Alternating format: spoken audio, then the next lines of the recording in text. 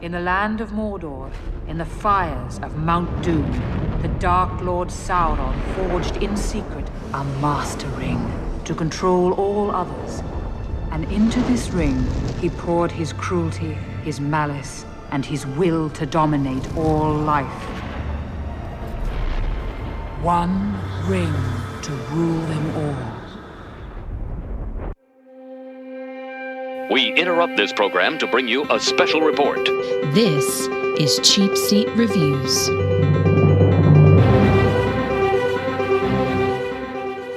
Dies and comes back. He actually comes back as Sean the Clear. Beyond Bilbo? Well, no, I just looked it up, and you're entirely right. You're gonna trim this down and then do an extended version.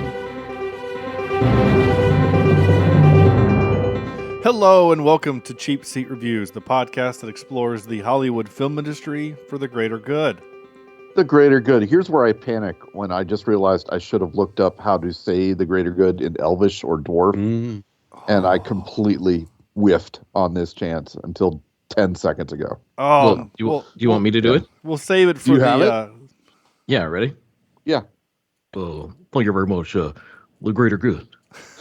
that's the Said it Elvish? the Elvish Yeah. version. Elvish. That's There you go. perfect. Yeah. You're welcome.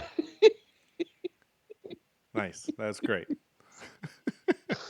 Well, Oh, Sam, we're off on you've the got right some time. foot Why don't you? tonight. This is great. Yeah, go ahead and look it up, Sam. While I keep doing the thing, Yeah. you can find it. It's great. It'll be for the extended version of the podcast. Oh, okay. Perfect. We're going to have a theatrical cut, and then we're going to release 6 months later at 3 times the cost a special edition. I am going to tell the Andrew story, not you, Andrew, the other Andrew story about the extended editions. But before I do that, I must tell our listeners what we are doing tonight. This is episode 381, and tonight we are talking about Lord of the Rings, The Fellowship of the Ring. This month, the month of February, we are doing Lord of the Rings. I am so very excited for this. This year marks the 20th anniversary of Lord of the Rings, or I guess specifically this movie. And so, yeah, I'm so excited to talk about these movies because these movies have been a big part of, I'm sure, all of our lives, really, since they came out. So I am Sean Allred, and joining me tonight is Andrew. It Comes in Pints is his actual middle name, Jimison. It really is. And by the way, Sean, my children were both conceived to this movie. Just Oh, dear God. so my middle name is very. I'm kidding. I don't know. I think one of them was Bad Boys too. Anyway, yeah. Hey, how we doing, guys? It's buddy. good to be here. Yeah. I can't believe that Lord of the Rings is 20 years old now. And it makes you feel old, though, doesn't it? It does. It does. More so you than me, but okay. All right, let's move on. Sam What? talks to moths in order to get a ride. Vector. I mean, it's the Uber of the Middle Earth. That's- I mean, it's Wow, you're exactly what it is. That's exactly right. Yeah. And Sean, Yeah. just so you know, Yeah. if I were to kill you in this movie, Yeah. I would have pushed you off one of those no-railed stairways in an instant in this movie. That would right? be the worst. And then be like, oh, he tripped.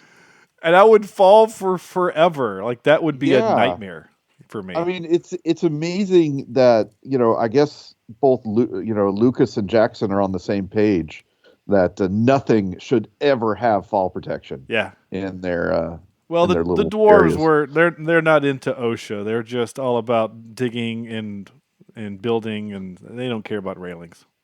Apparently. Yeah. Yeah.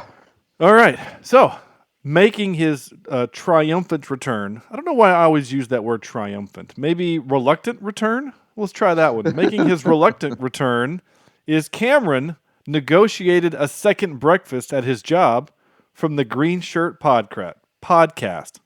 I don't know where that came from. Every time, absolutely. Thank you, guys. I'm excited to be here. I'm happy to be back sitting in the Council of Cheap Seat, whether I was invited or not. I've been in a trilogy of cheap seats so far. Yeah, I it is didn't get the interesting number, how Sean. the three of us were invited to a secret meeting and you were not. Well, Sean, because of that, since you, after falling down the stairs, came back as Sean Allgood the White, all red the red, white, Yeah. I would kill you by stretching you, by scraping you thinly across a piece of toast and then eating you for second breakfast. Ah, Yeah, but Although- I'm kind of mealy and gamey. I don't really know if you want to do that. You know, If Sean the White dies and comes back, he actually comes back as Sean the Clear. Yeah, I actually become more white isn't that a and chicken? A yeah. Chanticleer? Sean to There you clear. go. Nice. Ooh, that's the name of our episode. The Chanticleer. Yeah. Sean to clear. I like it. That's great. Boy, we're only 13 minutes in. We're off to a good start. Yeah, who knows what might pop up later. Yes. Hopefully not the sun for Sean, because if he burns as he is now when he comes back, holy crap. It's like vampire. Well, the problem He just- is that he I'm just turns so to dust. I'm so actually translucent that I'm like a walking magnifying glass, and ants everywhere die like anywhere near me. They just get burnt. To You leave a trail of steam Yeah. as you walk. Yeah. did this turn into a Sean roast all of a sudden? Should I prepare Oh, it always more for does. this? Oh, Oh, yeah. Sean, That's a nightly Sean, thing. your Only list the- of allies have grown thin. Only nice. This is great. The No. fellowship broke a long time ago. on Yeah. the podcast. Yeah. Yeah. So at some point, Which one of you Sam is the Boromir? tried to break it with an axe, and it didn't work. And Yeah. and then Andrew tried to steal my microphone and made that hissing noise like Bilbo does. It's all been kind of crazy. Yeah. Okay. Well, we're Yeah. off, like I said, we're off to a good start. Lord of the Rings: The Fellowship of the Ring, directed by Peter Jackson. That's Sir Peter Jackson to you. Oh, Is he sir now? I didn't know that. He is. He's knighted, yeah. Well, Yeah, wow. But the Okay, I Queen did not kinda know New that. Zealand knight. I don't know if that counts as much, but Oh, well, if it's not English, I mean, New Zealand is it's like do they have a like government? it's like monopoly money, right? Yeah. It's just kind of exists. It's there. So Yeah, I'm gonna say I don't know. Do we like? I just assume that everyone in New Zealand is like Taika Waititi, just kind of walking around going, "Hey, man." well, New Zealand is It's Middle not Earth, good. so it would make sense Yeah. that they'd have knights. God, I mean, watching this movie totally makes you want to go there, doesn't it? I Oh, mean, it is yeah. a 4-hour travelogue to this place. That My like, mom and dad went to New Zealand once when I was in college, like 3 years after these movies came out. Oh. And they took my sister, and I still have not forgave them for that. Yeah. Why didn't you go? Exactly. Oh man, Wasn't even invited. Was busy with my schooling, I guess. I don't know. Schooling, whatever. Guys, how are we going to talk about these movies? I don't know. We're gonna figure something out. Okay, so, yeah. So to your point, Cameron, specifically, how are we going to talk about these movies? These movies are beloved by most. Most, They if they not are. all, yeah. I'd say all. I mean, my wife is not beloved to this movie. no, She she does not. doesn't. She doesn't like it. And I know some other people who are kind of the same way. They're like, the first movie was really boring, and I just couldn't get into the rest and whatever, and never read the book. But I took my mom to it like one of the 5 times I saw the first one in theaters, and I remember, and she knew there was other ones, but like it was around it was like almost 15 minutes over. It was near the very end, the big fight with the orcs, and she's like, "God, just throw the ring in the volcano already." yeah, And I was like, "Do you not know how this is going to unfold over the next 3 years?" yeah. No, she didn't. She thought that they were all self-contained stories. I'm curious. Yeah, I mean, did anyone take else an have that eagle experience? To fly over Mount Doom and just dump it in, Well, right? Yeah. Well, Sorry, I didn't have sorry, that Sean, experience. He asked if any of us, I can't talk. Any of us had that same experience, and Wow. I didn't have the same experience. But I do remember, because Harry Potter came out the same year, sometime in that time frame, right? I do remember seeing that and comparing it to this, and thinking, I kind of wish each chapter had a close like Harry Potter does. You know, has a nice end cap, even though we know it's not finished. You know what I mean? Mm-hmm. Yeah. You still feel that way? Sure. Maybe a little. My experience was. I mean, they'd watching have it with to- my wife. and having to sit there and listen to her sigh the entire time Oh. and roll her eyes. And generally, the malaise in her body language was very well spoken in this. Oh. It's rough, man. So, it's always fun to have that kind of movie going experience.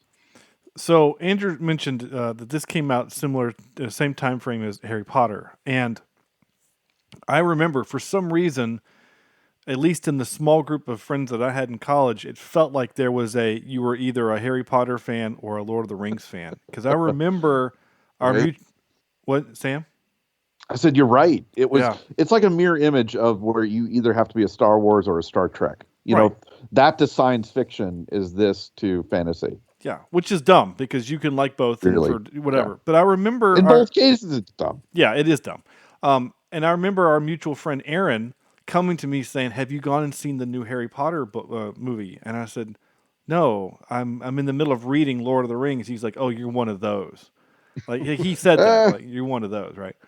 Aaron's a sweet guy. I have to give him a hard time, but he's a sweet guy. But like, so to your point, Cameron, I was in the theater with, again, mutual friend of the show, Andrew. I've mentioned his last name before. I guess it doesn't matter. Andrew Lejeune. That's not doxing him, really. Though feel free to find him on Facebook. Hate mail. Yeah, feel Search free to find him on Facebook and just like, be mean to him. But we were in the theater and we saw this, and the credits roll, and people were pissed. People were screaming at the screen, going, "Wait a minute, that's how it ends." Really? And people were really mad. And Andrew and I literally stood up and said, "There are 2 more movies coming." And people go, "Wait a minute, really?" And I said, "Yeah, there's 2 more movies." And they said, "Oh, okay." Like they didn't know. How could they not know that? I mean, I don't know. I just surprises me. It's the same. Yeah. This is the same people that 15 years later would take their children to go see Deadpool because it's a Marvel movie. They don't pay attention to things. And they're bad people. That's fine.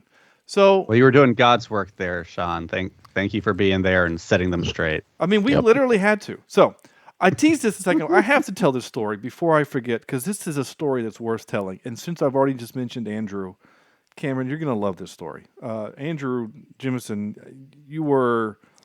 I don't think you had kind of joined the group yet. I don't think you were part of the fraternity yet. So Andrew Lejeune, great friend of ours. He's an awesome dude, but Andrew has 0 social skills and tact sometimes. So he used to be the roommate of former co-host Cornelius on the show, and they lived together. And Cornelius worked at Walmart, at the photo center in the Walmart in Boone, where we all went to school. And so when this movie came out on the extended edition, right? It was like a $70 DVD. It's got 4 discs. It opens up as a map and all this literature. I have it too. I have it too. I bought it. Yeah, I did too. I bought it a couple of years later when it went from like $65 to $50, right? Anyway, Andrew walks up to the counter where Cornelius is working, holding the extended copy in his hand, but keeping it down by his waist so that Corny couldn't see it, and says, "Hey, man, I'm going to be a little short this month on the power bill. Can you cover the power bill?" And he's like, "Yeah, man, I got you, no problem." And then I call him out. I'm like, "Dude, you're about to buy a $65 DVD. Like, that's your power bill." And Corny goes, "Wait a minute. Are you for real?" And he's like, "Yeah." And he goes, "I'm not paying your power bill if you're going to buy the movie." And literally he holds up the receipt and says, "I already bought it." So, well, he's going to let Cornelius watch it as well, right? I mean, I think this is a fair trade. This is like air or food. Like this isn't a question. He doesn't have the option. When the extended edition of Fellowship of the Ring drops with the most amazing behind-the-scenes featurettes of all cinematic time, you purchase it. Oh man, Corny almost jumped over the printer and strangled him. It was amazing. It was, yeah. I think what Corny was really angry about was Andrew didn't ask to use his employee discount. Yeah, what? And save a little money.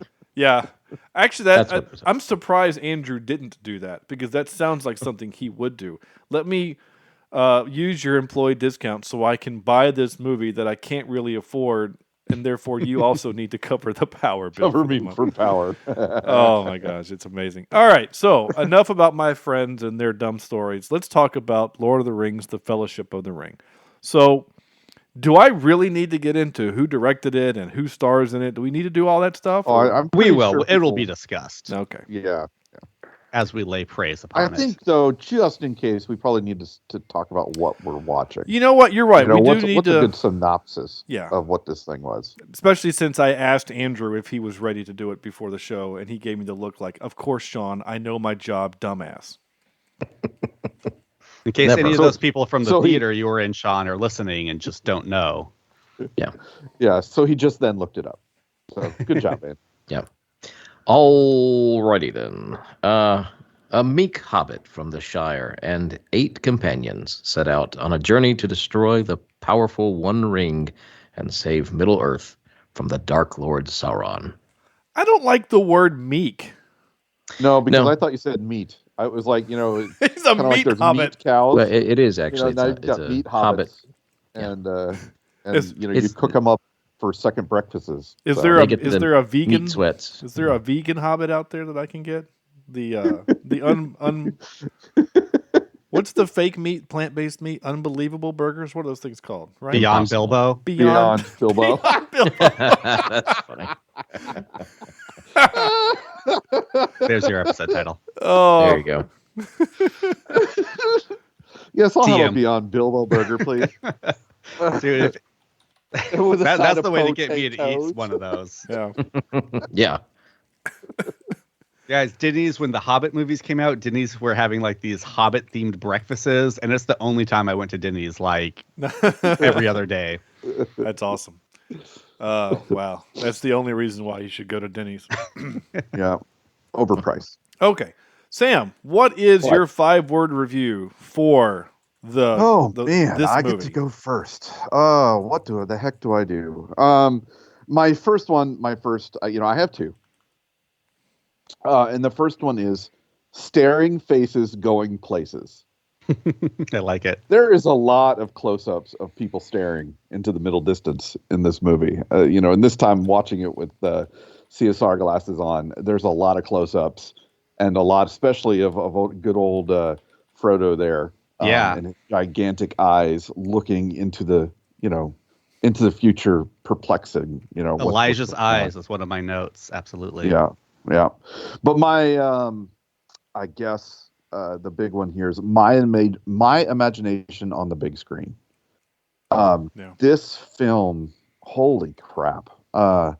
Everything I've ever imagined about Lord of the Rings, the Shire, Sauron, Hobbits, it was perfectly encaptured by Peter Jackson and Weta, and almost every single scene in this film.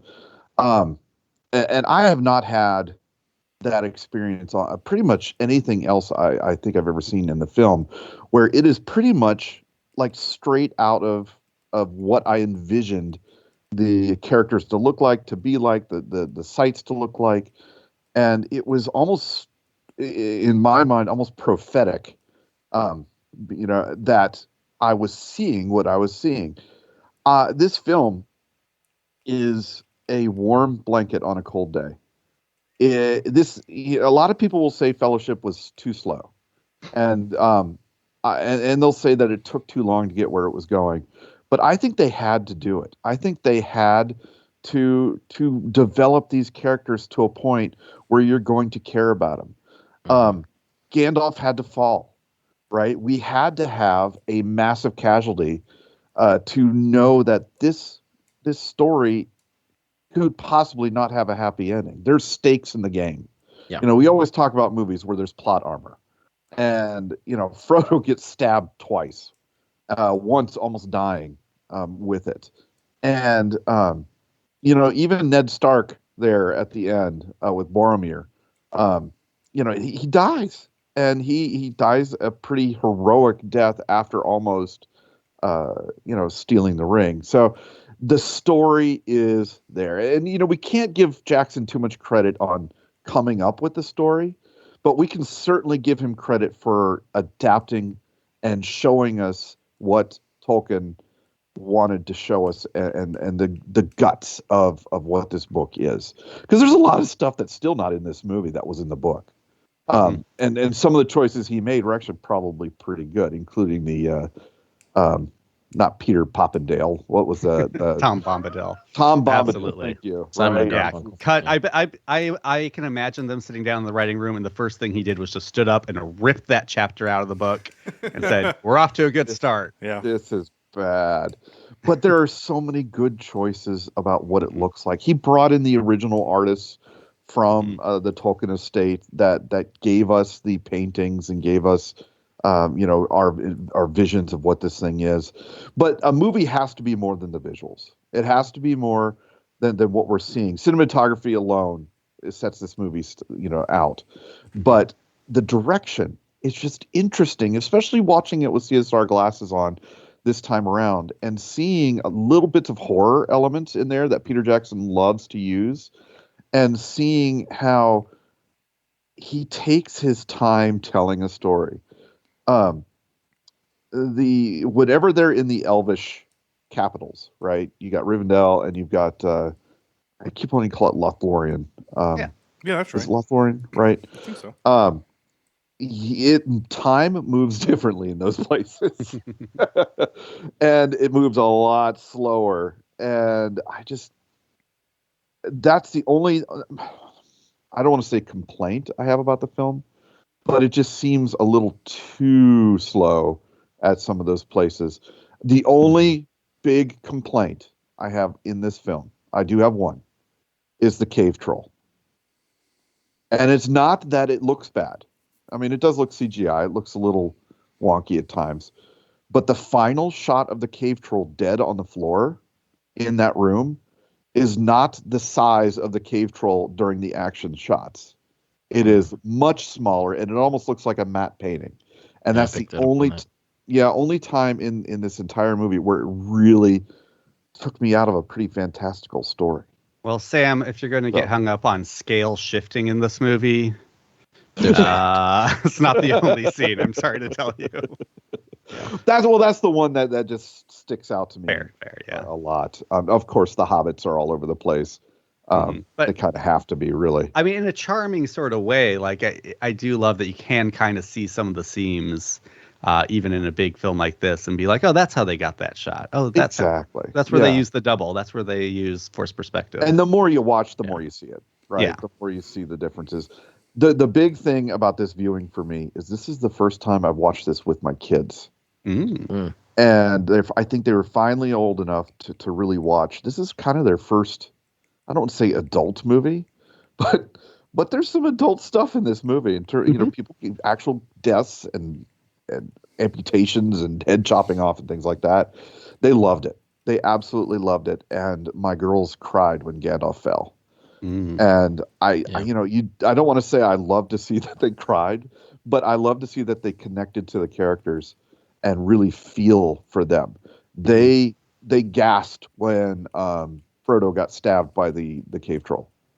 They acted like I thought they would in a movie when you are completely encaptured by the story and are living the movie while you watch it. And that's a beautiful thing to me. It's a fun time when you can do that, because it's almost like you've seen it before, but you're watching it again for the first time through their eyes, which is important. Yeah, exactly. Yep, it's like watching when we watched Star Wars and they gasped when they found out Darth Vader was Luke's father. It's that same feeling. It's like, oh yes, they feel it. They're going through the same thing I went through, and it was. Yeah. I had to say it was magical. Kind of watching with them, and I loved it. I had a great time, and we're going to watch Two Towers together here in this next week. We had to split it up between 4 days, by the way. There was no way I could get kids to watch, especially my wife, to watch this thing all the hours in a row. Did you show them the theatrical or extended? Extended. Yes, sir. Yeah. I did watch the theatrical for this viewing only because I didn't have a lot of time this week, and because I hadn't seen it in a long time. I was like, well, this will be a good excuse to kind of just revisit. And it's like watching it on fast forward. It's funny. Well, the crazy thing is it's been so long since I've seen it. I don't remember what was added and what wasn't. because I think I've only seen the extended version every time I've watched it since then. So it was interesting. I watched this one with my wife, and I took 2 nights to watch it as well.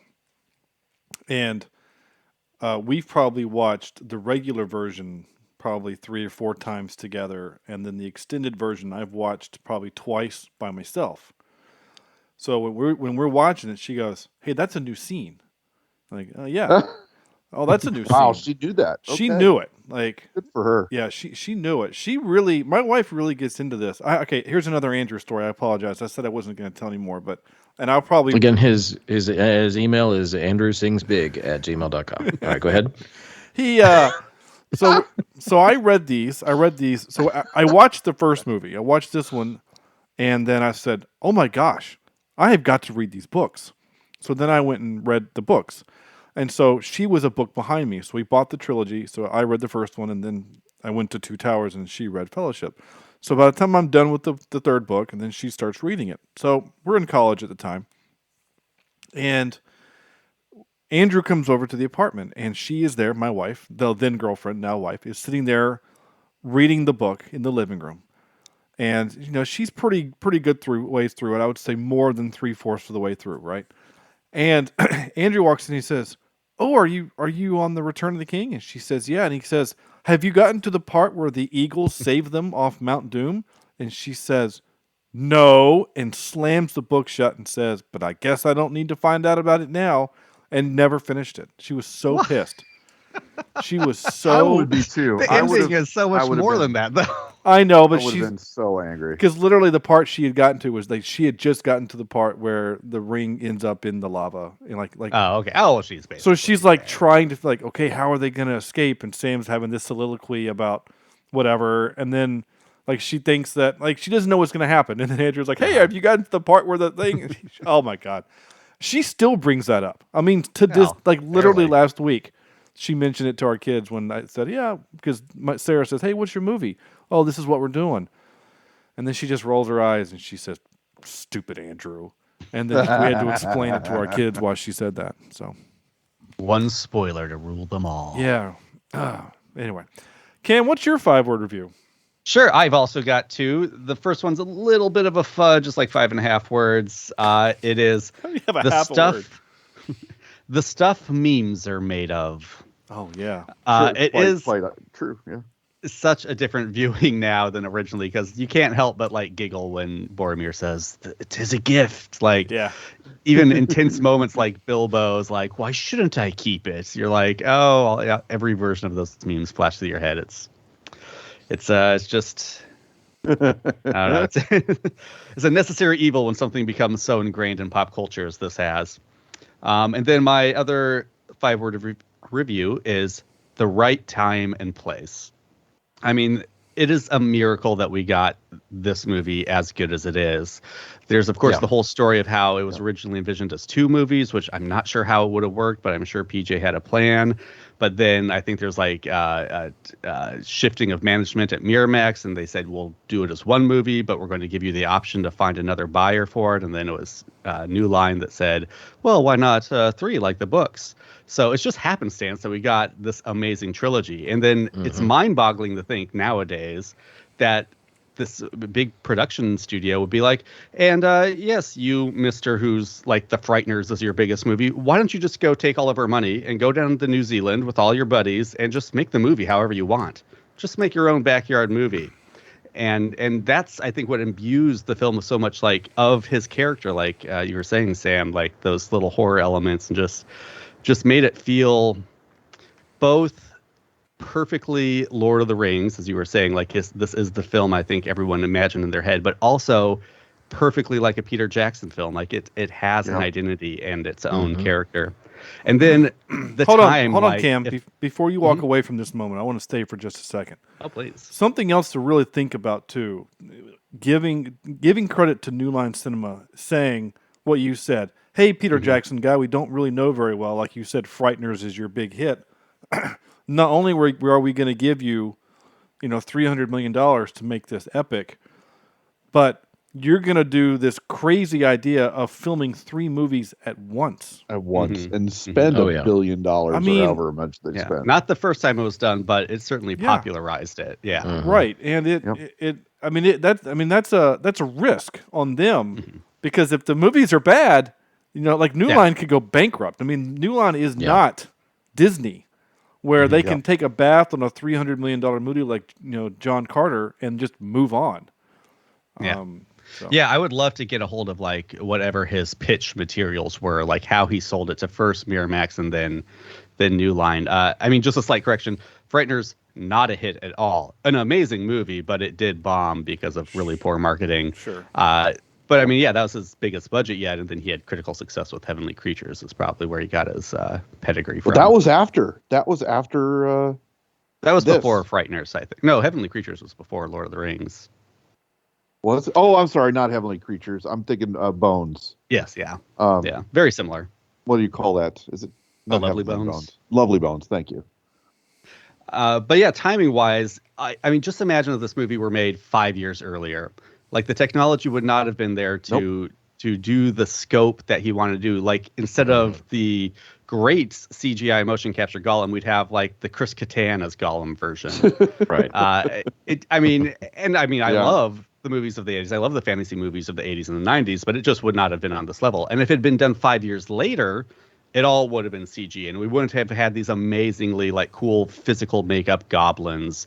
And yeah, I mean, some of the CG in this film is a little dated and not the best, but I think they use it sparingly enough that it works, and they use the physical when they can. Like, the model work in this movie is amazing. Mm-hmm. Yeah. Well, if you take a look at the Hobbit series, most of that is CGI, and I don't think it's as good. I mean, the movies themselves are not as good, but are you referring to the incident with the dragon? Well, yeah. I just love how Gandalf like sums that entire prequel up with that. If you're referring to the incident with the dragon, I merely pushed him out the door. Yeah. No, yeah. I mean, not just a quick detour into Hobbit. It is sad when you watch the behind the scenes, like, because they did want to do the goblins physical, and they had like this great like idea that just didn't pan out, and then they're like, well, I guess we're CGIing over them. Yeah. Yeah. Well, and the funny thing is, I was watching this after, I think the last one I did see recently was the second Hobbit movie, and I never saw the third. But I always thought that they panned through the locations way too much in those Hobbit movies. But then I realized watching this one, they do that in these too. I just don't understand why it feels so off in the first one, or I'm sorry, in the Hobbits, because it certainly doesn't feel that way in this movie. Mm-hmm. Yeah, they enjoy spending some time in the world for sure. Yep. Okay. Yeah. I don't really want to go on to any weird tangents about the Hobbit trilogy. No, you're bringing me back for that month, right?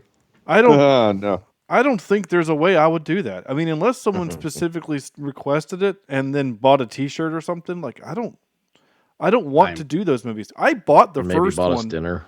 Yeah, well, yeah, sure. I'm taking notes right now on what I'm going to have to do. Yeah, I mean, I saw the first one in the theater and kind of liked it and bought it. Bought the DVD or Blu-ray. And then I saw the second one in the theater and thought, what the hell are they doing? There was too many things that they changed. The whole relationship between the dwarf and the wasp, like, it was just so weird. And then the third movie is just nothing but, it just felt like the third Star Wars prequel. It was just CGI to hell. The Battle of the Seven Armies, it looked like a hot mess, and I only saw it the one time. So anyway, there's my whatever on The Hobbit. Andrew, what's your 5-word review? Well, I have 3 tonight. I've been using my 5 words sparingly, so I thought I would, since we have a 3-hour movie, I would have one for each hour. Walking, and more walking. That's number 1. Number 2, best fantasy adventure ever made. Yep. And then number 3, game-changing visual cinematic masterpiece. Yeah. And the funny thing is, we talked about Gollum and not being able to do kind of some of the stuff they were doing in this movie. They couldn't even do Gollum quite yet in this first year, in this first going, right? Yeah. They didn't quite know how to do it, and it took that entire year, that entire process, to figure out how to make him believable to come in the Two Towers. I think we would have eventually gotten the motion cap the way that it is now, but if Lord of the Rings hadn't happened, it would have been, the growth would have been stunted for many years, I believe. Yeah. Because when has another character needed that, and when have people, in big fantasy movies, right?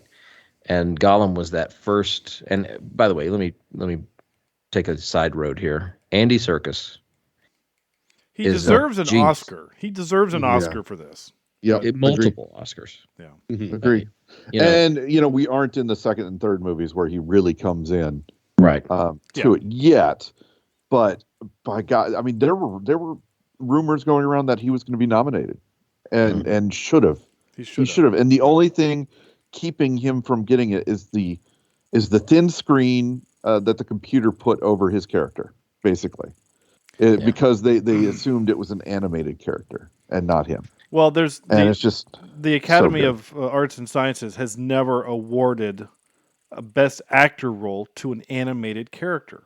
Yep. And they won't. And they couldn't quite connect the dots between whether it was animated or a real person. Yeah. So. Right. And if we really take some time to think about the CGI in this movie, which I don't know of another movie before this that the CGI was done this well. Or not that I can think of off the top of my head anyway. But if you compare the battle scenes, not just in this, but I mean, we'll get into the other movies as we go on the next 2 weeks. But if you compare this to Avengers Endgame, right? Yeah. These battle scenes, I think they hold up against each other. Like that's how well it's done. There are a few moments that are clearly a little wonky, I guess you could say. But for a movie that is 20 years old, I cannot complain. Mm-hmm. Yep. I've made this point on this podcast many times, and I usually forget this movie as a stepping stone. I've had this comment where there have been breakthrough moments in technology in film history, right? Wizard of Oz being the first film in color, right? Right? That's right. Right? Like that was groundbreaking. Color was groundbreaking, right? And then I think you have to go some time, and I think 2001: A Space Odyssey was kind of like your next big stepping stone, right? 1960, 8, right? That movie. And then Star Wars comes out, and then you have another leap. I don't really think there was a leap in the 80s. I just don't. There's some stuff in the 80s. I mean, ILM was invented in the 80s. I know that ILM's first real big production was that 3.5 minute video of the Genesis planet in Star Trek II. But I mean, you're probably getting to either Jurassic Park or Terminator 2 in the 90s. I think Jurassic Park is the thing. I always use that one. Jurassic Park was the first time where we had CGI that looked so real that people were questioning how did they build a prop that was a 75-foot tall in the sun, in daylight sunlight. Yeah, in daylight. It looked real. Yeah, I'd say the next step is the Matrix in '99. Again, don't think CGI because there's not really a lot of CGI in that movie. What the technology was the bullet time and using the cameras. Camera use. I mean that was definitely innovation, but has that kind of seemed like a fad that I don't know if that pushed technology forward in a way that we are still experiencing today. I think it did to a point that, because they were using that in the Super Bowl, right? Where they lined 30, cameras around the top of the stadium and we were getting different angles. Like I think the technology helped push Zack Snyder would not be able to do what he does without the Matrix. Yeah, I think that's correct. But I always forget this movie because I always kick to the next step, which is Avatar. But Cameron has said, I started working on Avatar when I saw that they had the technology for Gollum in these movies. Because once I realized that mocap was a thing that could work and that you could act with, that's when he started working on Avatar. So I think Avatar is the next step. I don't know what the next thing past Avatar is. I mean, there have been a lot of other really great CGI, but there hasn't been anything since Avatar we went, oh my gosh, like whatever. So anyway, that's kind of my little thing. Yeah. There. But I do forget this movie. I do forget, really Two Towers, I think, is kind of the movie, right? Because not only does the Two Towers have, Gollum, a lot of Gollum, Andy Serkis acting in water and, with the environment, but, the Battle of Helm's Deep is also just this, thing. So I'm kind of with you though. The troll fight was a little weird. The grays and the blues are there's some weird blending thing. The first, honestly, in the opening battle, when Sauron is just knocking people around like they're ragdolls, the physics is a little janky. But again, for 2001, I mean, it's also the way it's used. Like there, it's this opening kind of. I mean, it almost feels like a dream sequence, right? Like she's telling this tale, so it almost kind of gets away with not feeling photorealistic. Right. It's a retelling. It's the history of Middle Earth. Yeah, is being retold. It's almost as if they should have done a little like what they did in Harry Potter. Actually, Harry Potter did it later, but where they go to that cool, really kind of animation where they're telling the story of the three brothers. Yeah. That's and did the start like that, and could have possibly used art style like Alan Lee, who we have to mention, Alan Lee, and the artist behind John Howe. Alan Lee. Yep. Who, when you think of Lord of the Rings, they are what put the images in your head. So 100%. If they would have used some of their style and animated that, kind of like they were going to do, Tangled was going to be watercolor or something like that. Interesting. Which is why it was the most expensive animated film ever made. So, but again, just a different style to be telling the story in. Yeah. I think that another, I mean, I didn't take a lot of notes, but some things that I just wrote down. There's a lot of imagery and a lot of, I guess, allegory, I guess we could say, in this movie. The scene that just stuck out in my head is when Bilbo is walking out the door and he turns and he can't let go of it. He can't let his grasp go. So he just turns his hand over to let the ring fall. And then if that's not enough, when the ring hits the floor, love it. It just thuds. Ooh. There's no bouncing. And so it just shows you the weight of this character. The ring itself is a character in this movie. Yeah. You get a ring POV shot. Yeah. Yeah. Yeah. And so stuff like that is littered throughout these movies, and I love it. I think it's wonderful. Yeah. Oh wait, do you have a 5-word review, Sean? I don't want to jump over you. Oh, it's fine. Go ahead. I just wanted to go back to what Sam Wise. Should we call you Sam Wise this episode? It's so weird watching these movies when they keep yelling my name. It really is. Well, you are the hero. Kind of what you were saying about, like, building the character, taking the time to build the characters. I've never felt like any of these films are slow. They are long. They don't. Yep. You don't get done and be like, oh, that felt short. But I've never not wanted to be in the world. I've never wanted it to end. I'm like, give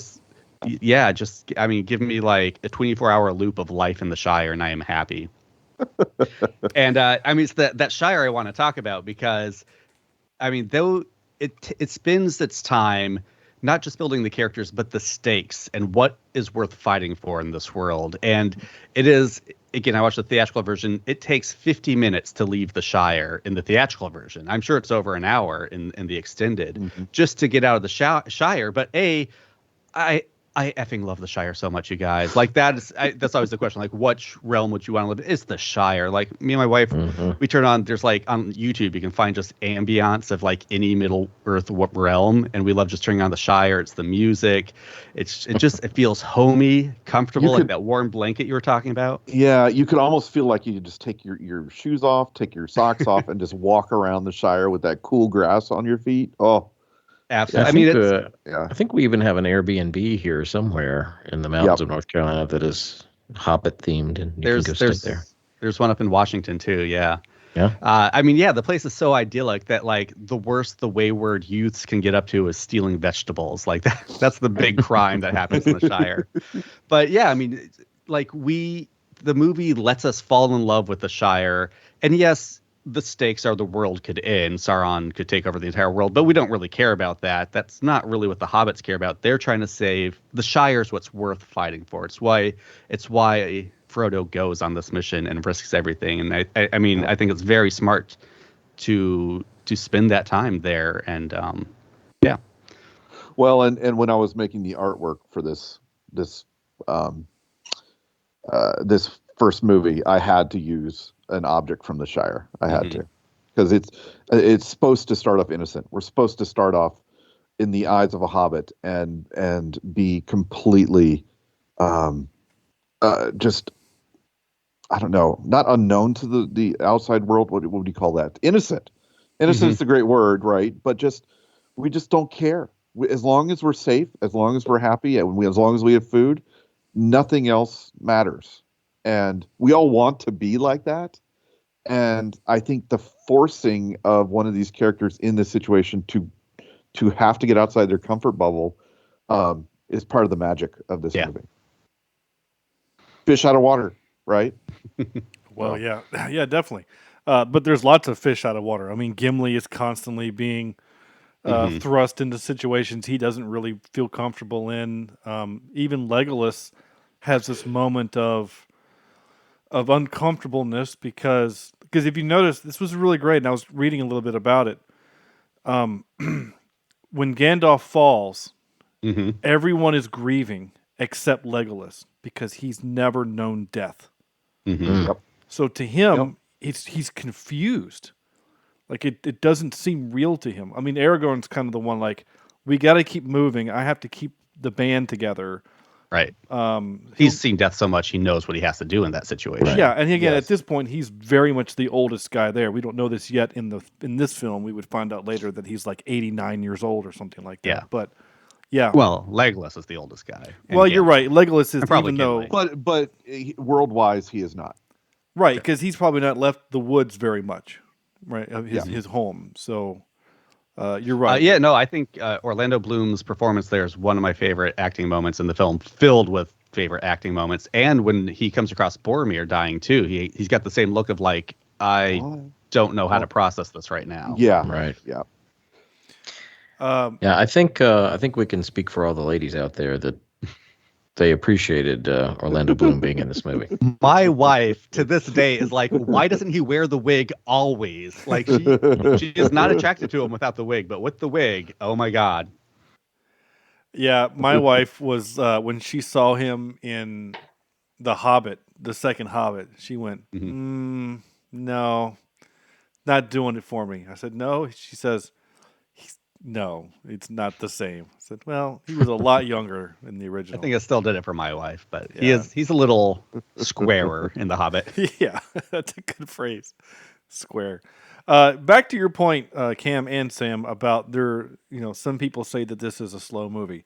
I will admit, the part of the movie that I'm ready to fast forward through, I don't, but it makes me want to, is when they're kind of taking refuge in Lothlorien, whatever. Lothlorien. Yeah. And we have to have the crazy thing with Gwyneth Paltrow. And I'm sitting there watching going, yeah, but in like 15, 16 years, you're going to be a really cool bad guy in a Marvel movie. So it's okay. But Blanchett. Yeah. But the other, I have to say this too. And I never noticed it until this watching. But the worst acting in the movie, probably of the trilogy, is the other elf dude that's there with Cate Blanchett. He's a Celeborn. Yeah, he's a Russian actor Martin trying Cossacks or something. Yes, you're all over it. He always plays villains in like spy movies now. Yeah, he's usually a bad guy. He was a bad guy in an episode of Leverage. I mean, like that's what he is. He was the bad guy in the Triple X movie. I can't find him in here on IMDb, but yeah, it's kind of terrible. His delivery is just, I will say the word slow. Where is Gandalf? I can't use an English accent very well. So I don't know. I see what you're saying, but I think he just comes off as otherworldly and like, because these elves are weird for elves. Like the Lorien elves are not even like Hugo Weaving elves. They're like even stranger and more isolated. Yeah. Yeah, I get that. I do get that. I see what you're saying, and I'm just glad he's not in the rest of the series. That's all I'm going to say. That's fair. That's fair.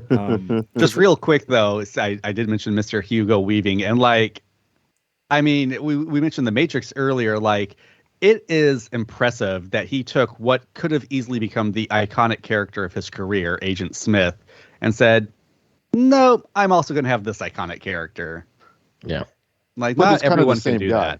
that. I mean, well, he does have a way of speaking, yes.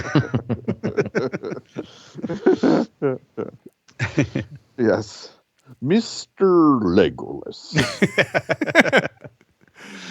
Another thing I love about this movie is I can't think of another movie where the exposition scenes are some of the most engaging scenes of the film.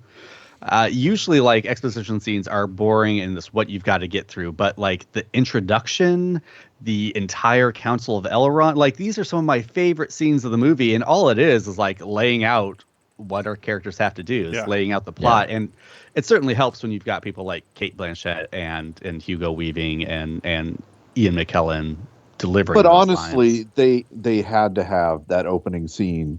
Oh yeah, because and they knew they had an hour of the Shire of nothing exciting really going on yet. 100%, yeah. Yeah.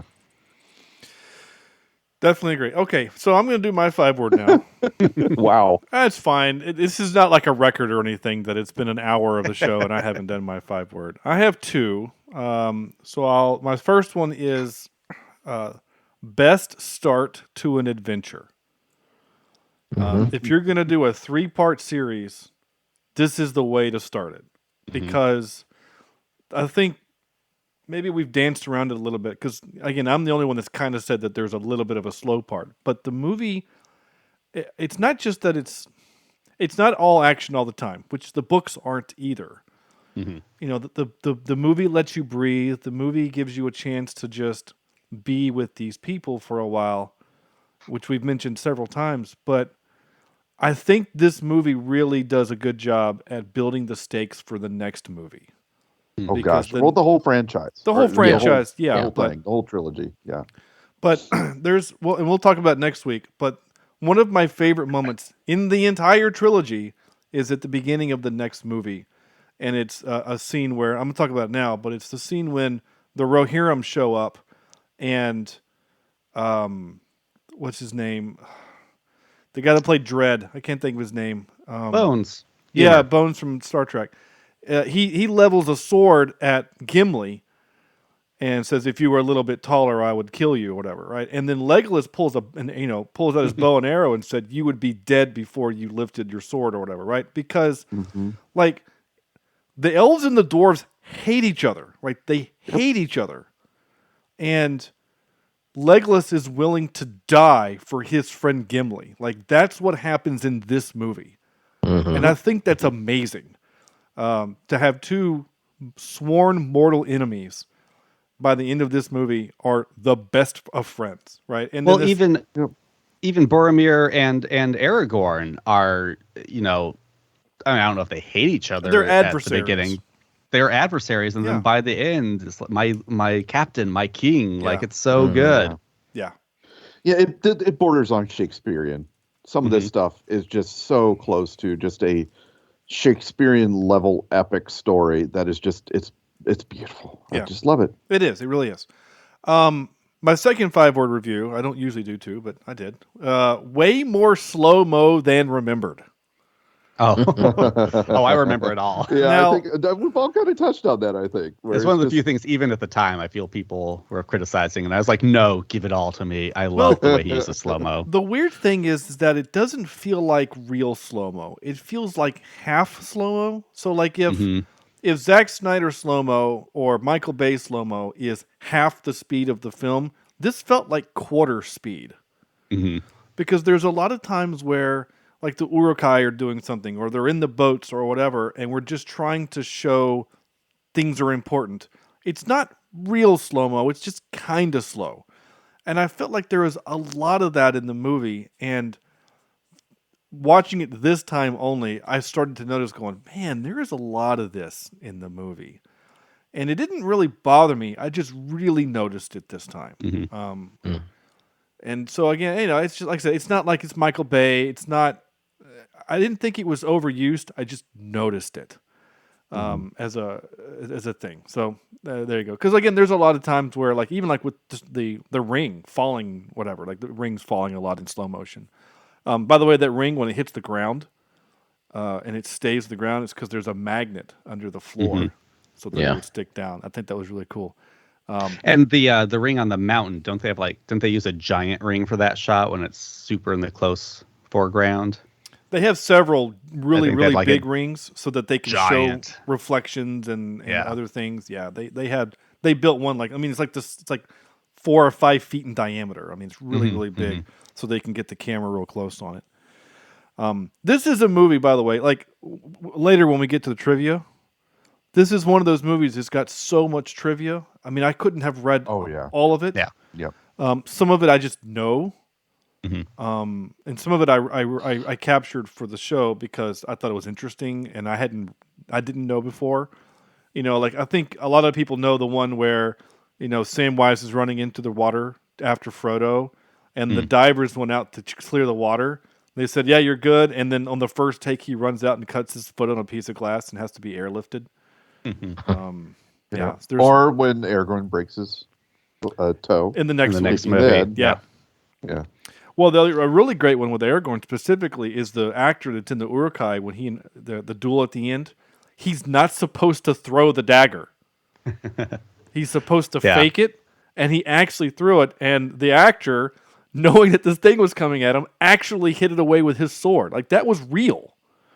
Like that was a man defending his own face from a blade coming at him. So that's pretty cool. Anyway. A few notes I'm going to do. Oh, go ahead. Somebody was going to say something. I was going to say, I mean, speaking of mistakes, like one of the mistakes I love in this movie is there's a shot where Aragorn is leading the hobbits away from the prancing pony, and his sword kind of knocks the camera. He hits the camera, yeah. And it's one of those things I do love because it gives it that kind of like backyard movie feel. And maybe it's a little jarring, takes you out of the film a little bit, but it's one of those things that reminds you like, oh yeah, we're not in front of a blue screen. This isn't all fake. These are actual people in these costumes out walking in actual woods. Just like, it almost immerses me more somehow. Yeah, and you saying that just makes me think again, if this movie were made this year or last year, this all would have been blue screen. Oh yeah. Sure, yeah. Well, we're going to find out because the Amazon's poured $100 million into a 10-part series. So that's right. I can't wait. We're going to find out. I guess since we're here, I'm going to talk a little bit about another cool thing that I learned. It's not in the trivia, at least I didn't skim it. As many of you know that listen to the show, and if you're listening because you're a listener of Cameron's show, welcome. I'm an audio engineer by trade, and so I read a lot of audio engineering magazines, publications and stuff. And so when I was in college, there was this really great article that was in one of the magazines I was reading about the sound producer, not the sound guy, but like the sound effects producer for the movie. And so he was on set one day, just there to just kind of get ambient noises, right? So not the guy there capturing dialogue, but just there to get sound effects and whatever. And the scene when when the 4 hobbits tumble down the hill, and then Frodo says, "We need to get off the road," and then they do that tracking shot where the camera pulls dolly back, zoom? but they zoom in, or it's the other way around, Yeah. and it gives Yeah. it that stretch feel. There's a weird kind of sound, like this weird ethereal sound to kind of represent whatever. When they were getting ready to film that, they were setting up for the shot. On the other side of that actual hill is a train. It's a train tracks. And a train was coming by, and the guy's like, I'll just go record this train. Who knows? I might need a train sound. So he goes over there with his MacBook Pro and a interface and a couple microphones, and he records this train. So that sound is like the metal of the wheels on the track of this Oh my train gosh. going by. It's Nice. just really interesting stuff. Yeah, I really enjoyed. I love that kind of stuff. That was really cool. Speaking of sound effects, just real quick, I love Pippin's scream when they light the firework off at the beginning during the party. And I want that to become the new Wilhelm scream. I want it to be the Pippin scream that you hear in like every movie going forward from now on.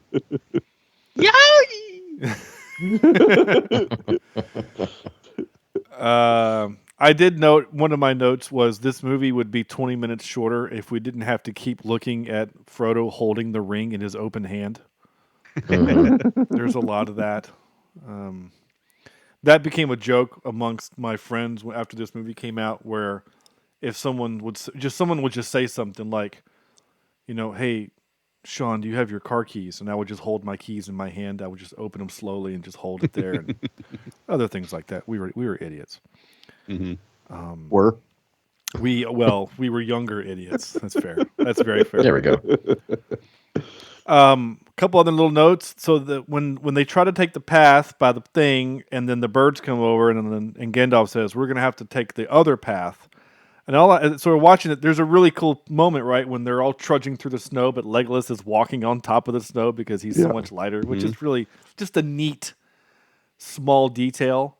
That's actually one of the things I don't like. And I know it's in the book, so like I get he's being true to the book, but like I buy so much from Legolas. I buy they can surf down an elephant's trunk. He's got preternatural balance and grace and everything, but like his mass isn't lighter. Like that doesn't even make sense. Yeah. Come on, Tolkien. He's like a bird. His bones are hollow. It's still There you go.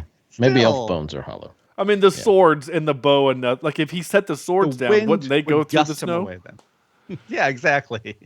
But my question is like this path that they're taking, it looks so treacherous without Saruman throwing lightning bolts at them, which I know is different than the book. The book, it's like giants or something, right? But no, that's the Hobbit says giants, so it's pretty close. Is it Saruman throwing lightning at him? Saruman is sending a storm. Yeah. So like, all I could think of is who found this path? This is like the most dangerous thing The ever. worst path ever. Like- Well, it's like any other path in this movie, right? Yeah, they're Even all the terrifying. Mines of Moria is just like the treacherous. It's treacherous enough that there's orcs everywhere. Yeah. But one slip and you're falling 10 stories to your doom. Yeah. So OSHA would not approve of this. Well, So it's weird you were saying earlier because like the elves have railings. The Right? graceful mofos have railings, but these like dwarves you would not think are as graceful. Yeah.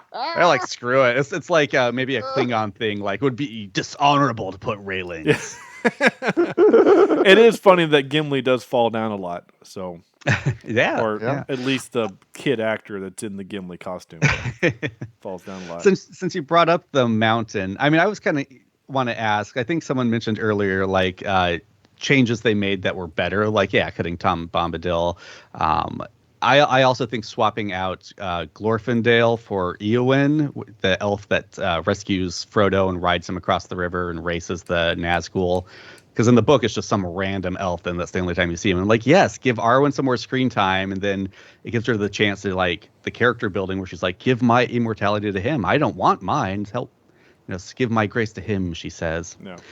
Anyway, are there any other moments that you guys think are improvements on the book, or places maybe where you would have liked to have seen changes? Because I do think like the let's go up the mountain. Oh, nope, let's go down the mountain. Like, did we need that? Like, could they have not just seen that the Gap of Rohan was closed and now they've got to go through Moria? And then we could get more maybe Boromir Aragorn bonding time. It's just, Yes that's and one of those no. things where I'm like, I don't know. Did we need it? I still think it shows what they're having to endure on the trip. Would it have helped, make a shorter movie? Yes. But Again, I don't want it shorter. I just like maybe more character building time. Yeah. I don't know. Well, I'm going to have to answer your question honestly, and you may be surprised to hear this, but I have never read the book. Okay, I was going to ask. Yeah, I meant to ask people. Yeah, I have read The Hobbit. Notoriously hard to read. Yeah, by the way. I own it. I've owned it for 10 years. Yeah. Or more, maybe, but I've never read it. But I did read The Hobbit, and that was back in like middle school. The Hobbit was the first book I ever reread. Reread. Oh wow. Yeah, I did. I've reread like 3 books ever, and that was the first one. Interesting. Yeah, I just don't reread a lot. I don't read a lot now. I just don't have a lot of time. Most of my reading is consumed through audiobooks, but. The I Hobbit don't know was the what first I would play I was in. Do what? It was the first play I was in. The Hobbit. That's I was cool. Feely the dwarf. Nice. It's the dwarf that has to keep going to HR. That's right. Feely. Those jokes were made a lot. Nice. You're in here again, Feely. I don't know honestly what I would change from again. I don't remember the book well enough. Again, I couldn't remember if it was the giants throwing boulders or if it was lightning storm. I don't know. I read it to my kid recently, so it's pretty fresh in my mind. Sure. Yeah, my kid's in the process of Harry Potter, so. Yeah, my Lucy read The Hobbit and loved The Hobbit. Yeah. I don't think I would put Lord of the Rings in front of her for quite some time.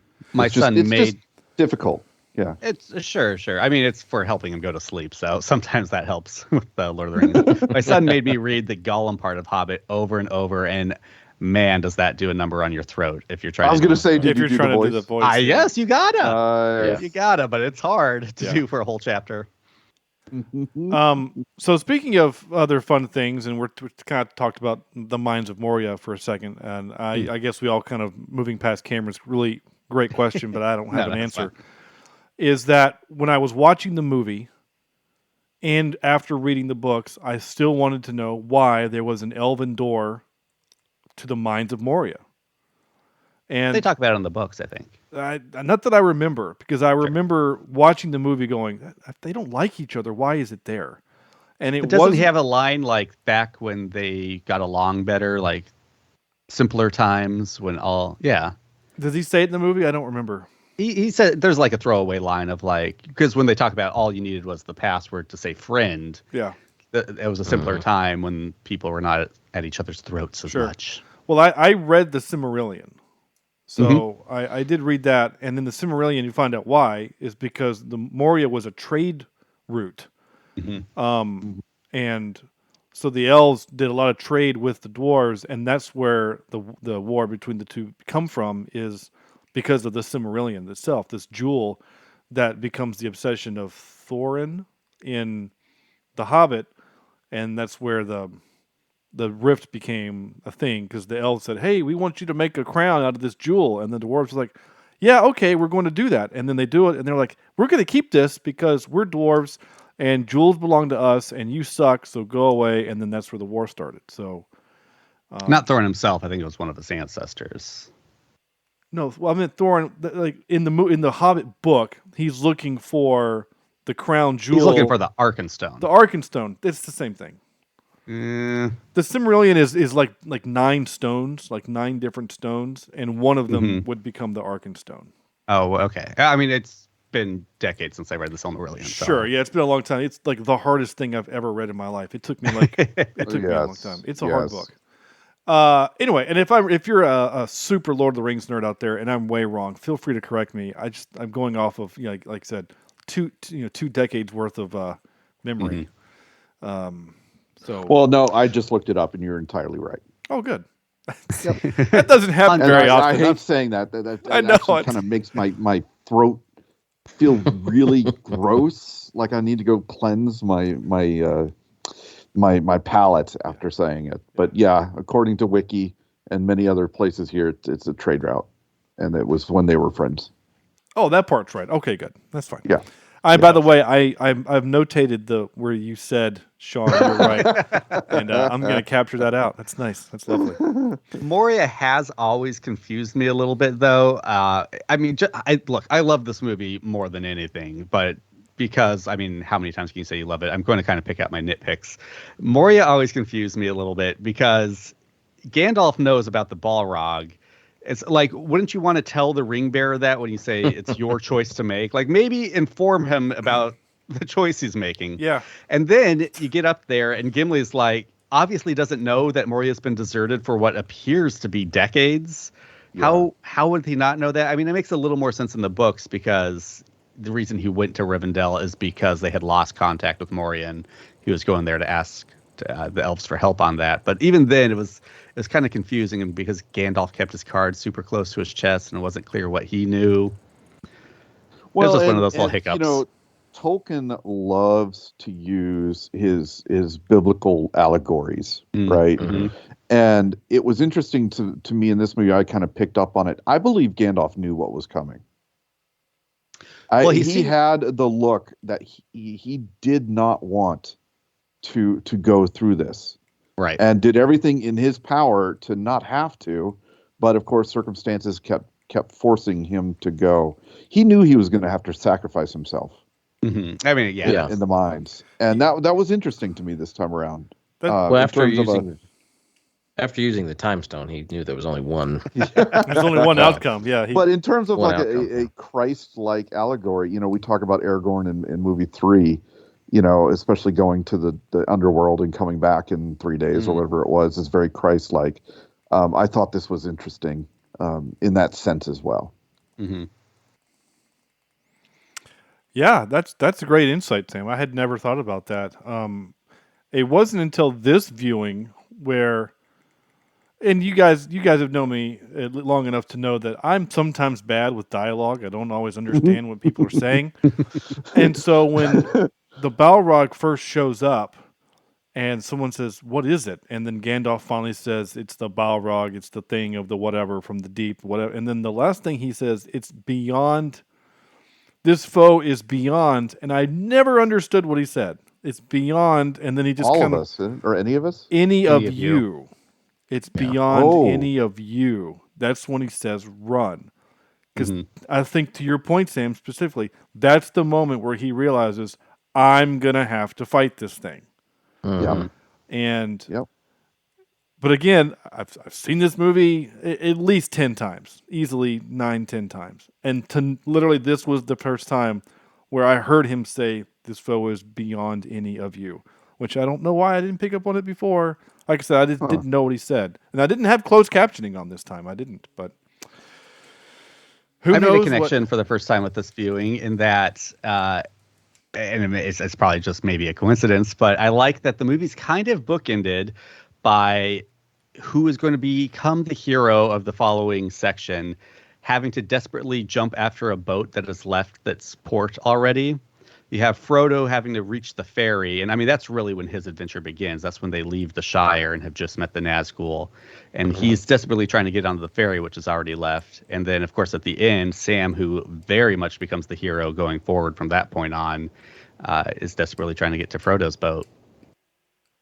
Oh, yeah, neat. Which is kind of a cute little bookend, I thought. Yeah. Okay. I'm ready to do some clips. I have clips of this thing. Here's kind of our last chance to talk about the meat of the movie before we do clips, which I'm sure will probably still spark some more conversation. Oh gosh, yeah. Not to mention we still have clips and top 3 and 5 and scores to give. So you're gonna trim this down and then do an extended version. Yeah, again, we've made that joke a couple of times. That just means more work for me. But yeah. Well, it's no water off my back. That's fair. My last note was this. When I saw it in the theater, again, I had not read the book. When I saw this one in the theater, so when Gandalf falls, I thought that was it. Yep. I thought that was it, and I thought, oh man, this is going to be one of those series where we have a band of heroes, and we just one by one we lose them. But I thought we're going to lose the most powerful one in the first book. Damn, so yeah. Again, it raised the odds, right? It raised the stakes, and I love that about this. You know, the most powerful of them all was brought down within the first adventure. You know, and that's just, to me, I love it. I love it. I mean, these are some great perspectives from people who watched the movie before they read the books. I do want to hear more about that, because one thing I was thinking, especially watching it this time, is like they really lay on heavy that someone will betray Frodo and who it's going to be. From the beginning, you're like, Boromir's bad news. Galadriel literally says he will try to take it 10 minutes before he tries to take it. And I was wondering, and this that way in the book too. I mean, the book does not hide it at all. I was wondering, like, how it would have played if they had kind of kept that more as a mystery and maybe gave like each character like a moment of temptation, so that the whole time you're wondering, like, who's it going to be? Who's it going to be? I don't know. Like, I mean, what was your guys' reactions to the end of this movie, having not read the books, and how do you think that could have played? Well, I read the book, so I knew what was coming. I think I just picked up on the daddy issues right away. The daddy issues? Yeah. Okay. Elaborate. Well, his dad from The Fringe. For the future stuff. Yeah. Denethor. Oh. Yeah, and then the other thing I think that could have helped too is at the end there is a little bit of it's the heroic moment that Frodo decides to go into the land of Mordor by himself, right? Like that's his big heroic choice of this film. I mean, the first one is when he decides to take the ring, and I mean that scene gives me chills every time. It's one of my favorite moments. But the end is he decides to go because he knows that's the only way to keep the ring safe. But after Boromir dies, you're kind of like, well, I'm not worried about the rest of these fools. Legolas and Gimli have shown zero interest in the ring. No way is Merry or Pippin going to touch it. Aragorn literally just said he passed the test. Like, I have no worries about Aragorn here. Like, it did kind of seem to take the stakes out of that moment. I always looked at it as he wasn't doing it because he was afraid they would betray him. I looked at it as he was feeling guilty that they were putting themselves in harm's way on his behalf. He didn't want to see someone else get hurt, so he decides, I'm going to do this on my own so that no one else has to get hurt. Because at this point, he doesn't know Boromir's dead. Exactly. So, but he does know that, Gandalf is dead, and he doesn't want any more of his friends to die. So when he gives Merry and Pippin the look of, no, I'm not coming, I always looked at that as just, he's trying to make the sacrifice play for himself so that no one else gets hurt. Now, then they do the sacrifice thing, which is super cool, because, again, for the most part of this movie, these two are comic relief, right? Mm-hmm. I mean, the first time we meet them, they're doing hijinks for the fireworks, and then they're having to, scrub dishes, and then we literally run into them, stealing things. And then once the Nazgûl start chasing them, they're like, okay, I'm into this. But they're still not really super serious about it until, they realize, oh, our friend has got to go do a thing. So we're going to bank on the idea that these Uruk-hai can't tell the difference between one of us. So we're going to be the bait. And that's where they become the heroes. Yeah. Yeah, it really is. Like, everyone gets a heroic moment. So, okay. Mm-hmm. Yeah. Also, in the extended cut, I love showing Legolas I think he fires 8 arrows into the, he's just standing there. And, when he stabs an orc with one and then shoots another one with the same arrow, that's a great moment. Well, that's a cool part too, yeah. But my favorite is because in the theatrical cut, it's just it's 4. It's just 1, 2, 3, 4. And you're in that moment, in the theater, I'm like, yeah, that's so cool. But then you see the extended. It's like, oh my god, he shoots 9 of these guys, literally just extended. Yeah, and followed by. Go ahead. Well, but the sound of him releasing the arrow, and the sound, it almost sounds like the silenced shotgun from No Country for Old Men. It has an unnatural, it's an ethereal sound to it. It's not just a regular twang. What were you gonna say? Well, and then just one of my favorite shots of film history follows that, where it's the camera up on the wires going down the hill, following all the orcs. Thank you. I just remember being blown away in the Yeah. theater by that. And of course, nowadays they do that super easy with a drone, but at the time, Mm-hmm. to do that with no CGI, it's incredible. Yeah. Oh, it's an amazing shot because yeah, it's on wire because you can't do it. You can't crane that shot. And the because- helicopter's not stable enough. No, yeah, and it's too low in the trees. Well, it's too low in the yeah. trees. You could do a helicopter; it'd be perfectly stable, but you would have to be like on some kind of rope ladder and some poor camera guy there, bouncing around trees. Yeah, it's on some kind of a rope pulley mechanism, and it's an amazing shot. It's so cool. I love that shot. Thank you for bringing that up. It's such a great shot. I mean, we have helicopter shots in this movie. We've got a lot of Steadicam work, over the shoulder work. There's just a lot of these. Andrew mentioned the walking earlier. Has any movie ever made walking so exciting? Well, that's New Zealand for you. Yeah. The most iconic shot of the film is just a bunch of dudes walking over a hill. They're coming over a hill with a rock. Like they all put Yeah. their hands on the rock to steady them, and the Howard Shore piece music is there, giving you the theme. Oh, we haven't. I know you're haven't- doing a whole Sure, yeah. episode. Yeah. Yeah, I know you're doing a whole episode on it, so I've resisted. But Oh, The Howard Shore okay, music, I it just is great. It is great. enjoyed myself But thinking of it. Yes. We'll talk about it later. Okay, time for clips that I teased 17 minutes ago. Okay, here we go. I don't know half of you half as well as I should like, and I like less than half of you half as well as you deserve. Yeah, that's actually not from this movie. That's the clip of Sam talking to me and Andrew. I was very tempted to introduce myself with that once you introduced me. I actually wrote that down word for word on my notepad because I was going to read it too, and then I said, "You know what? Sean's got this captured. I knew it." I love that line. That was my quote. That was my toast at the wedding that I gave all the people that came to my wedding. Yeah. Nice. Yeah, that's actually, actually, you're right, Sam. That's where I got that audio from. That was from your wedding because I was there. I don't know what this one is because I forgot to label it. So here we go. Confounded old Samwise Gamgee! Have you been eavesdropping? I ain't been dropping no eaves, sir, honest. That's my wife's favorite line from the movie. Yeah. I was trying to find a way to shorten when Gandalf says Samwise just so I can have him yelling Sam, but I couldn't make it work. Confounded old Sam! That's good. That's good. That kind of works. I ain't been dropping no eaves, sir. Yeah. This is an audio clip of Cameron talking to his bosses at his job. Gentlemen, we do not stop till nightfall. What about breakfast? We've already had it. We've had one, yes. What about second breakfast? Don't think he knows about second breakfast, Pip.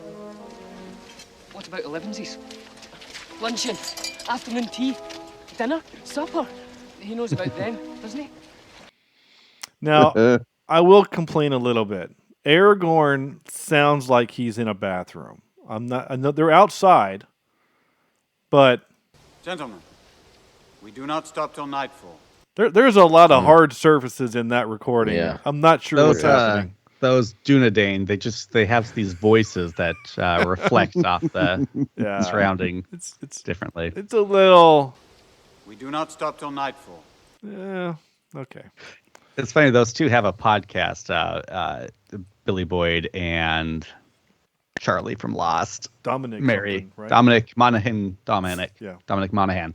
And they were talking about like that scene, and they're like, yeah, at the time we had no idea that was going to blow up and become like such a memey thing, the breakfast thing. They actually thought at the time it was like, I didn't do that very well. I wish I could retake that. That's funny. I really like it when John Rhys Davies said things. This was great. I love the way he talks. I love his affectation. Everything about it. I just feel so bad for the human, the man, because he was allergic to his prosthetics. So every time there's a close up of him, all I could think of is that man is in pain and still delivering lines with such. He's just a damn good actor. So I love this. There is one dwarf yet in Moria who still draws breath. I just love that. He's just. Did you see during the COVID quarantines where everybody was home, they did a reunion with the cast, and he wore the helmet on the reunion, and they talked about things they stole from the set, and that was one of the things he stole. Was his dwarven helmet. It was awesome. Yeah, he plays like the comic relief and the noble warrior both so well. Yeah. Right. Yeah. I also love the bit of trivia that when he strikes the ring during the council and it breaks, the axe breaks. That's not his axe. He grabbed the dwarf's axe next to him. Oh, nice. I've got to watch that. I didn't realize that. Because he doesn't want to risk his own axe. Yeah. I never thought about that, but that's awesome. That's great. Let me try this out. Yeah. But I'm going to use your axe, because if it doesn't work, I'm not messing up mine. Speaking of the comic relief. Nobody tosses a dwarf. Not the beard! I squished that up, but I love that last part. Not the beard. Not the beard. Yeah. I messed this up. Oh, darn. Oh, well. That's fine. I had a funny bit that I was gonna do where I missed it. What the hell? I was gonna capture another clip about them having to go on this long trip, and then I was gonna play this clip here. When are we gonna get there? I'm hungry. This car smells weird. There you go. I was gonna use that as like, oh, this is Merry and Pippin from this movie, but I insert your own way that works. There you go. That's fine. Again, oh gosh, if you're gonna do this movie, I have to capture this. You shall not pass! That's great. You know, I send that same audio clip to all my students at the beginning of the semester. Nice. Yeah. You have to as a teacher. Yeah. The part that I love, of the syllabus. The part that I love about the scene, there's two moments that I love. Not that moment where he smacks the whatever. There's two small things that I love. The first is he's standing over a chasm, and the audio guy knows that, so you get the echo of the word pass. So I'm going to play it again, and you're going to get to hear the echo. The second part that I love, Sean. I know. The second part that I love is that the Balrog, after Gandalf smacks his staff down, the Balrog just looks at him and just gives him the hell was that? Just like the sniff, just like a whatever. You know, I think that's such a clever. But listen to the pass. You shall not pass! Hear it. You can hear it. Just keep on going. There is an echo. It is. I love that. I love stuff like that. Here's Gimli just doing some. This is one of the sweetest moments of the entire series. I asked her for one hair from her golden head. She gave me 3.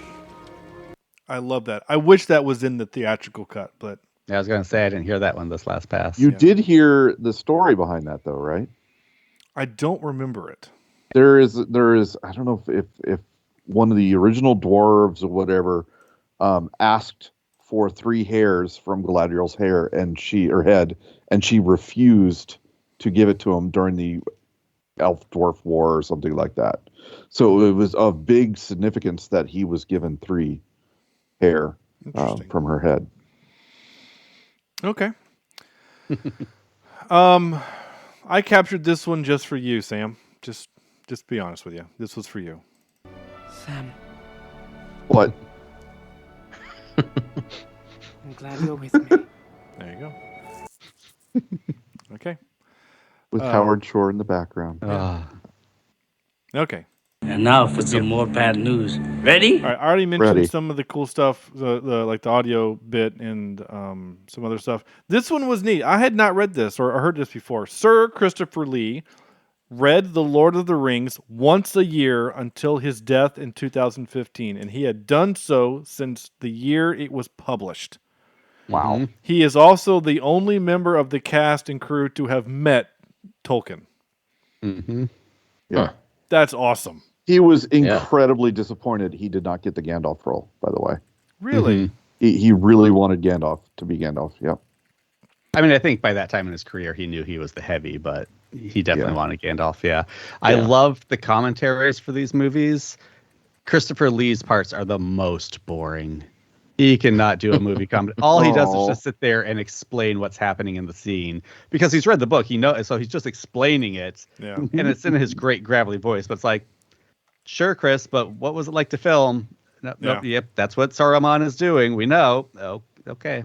Interesting. But I mean, just what genius casting. I mean, there was not a better Saruman. No, you're right. I don't think it would have worked as well to have him as Gandalf. I don't. Oh no. He's just not as a lovable actor. I mean, he was Curse you, Pokemon, by the way, for putting it in my head that Saruman should be a named Pokemon of some sort.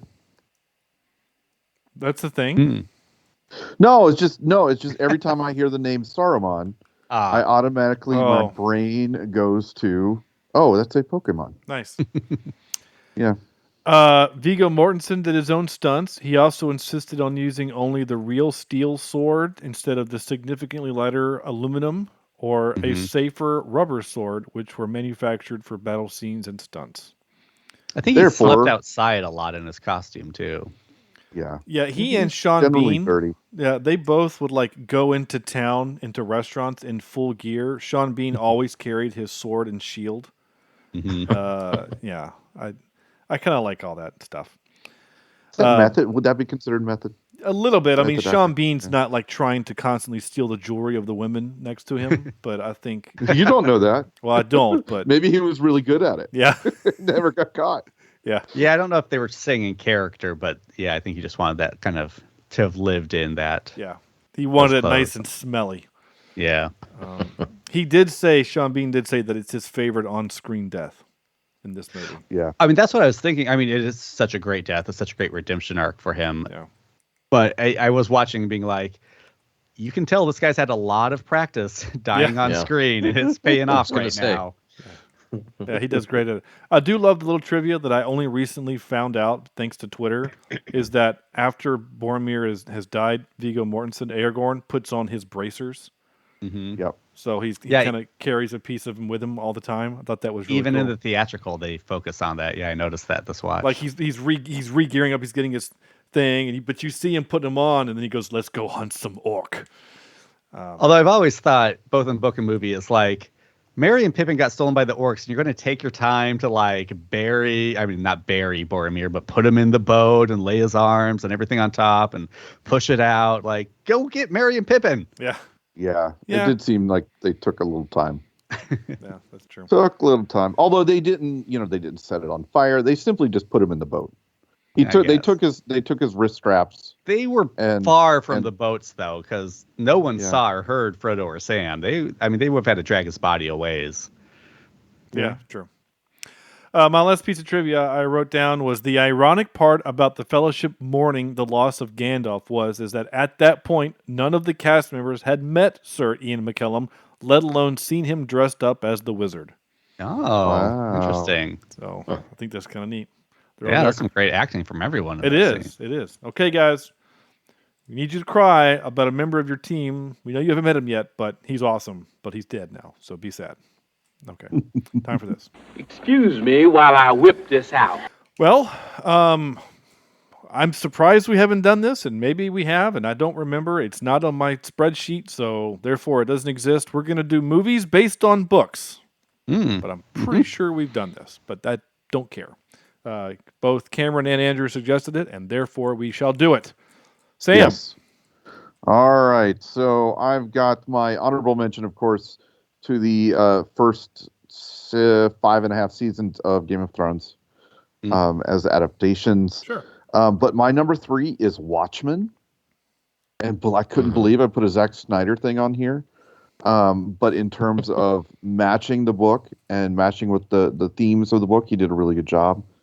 My number 2 ends up being Life of Pi, which is one of my favorite books and a beautiful adaptation of it.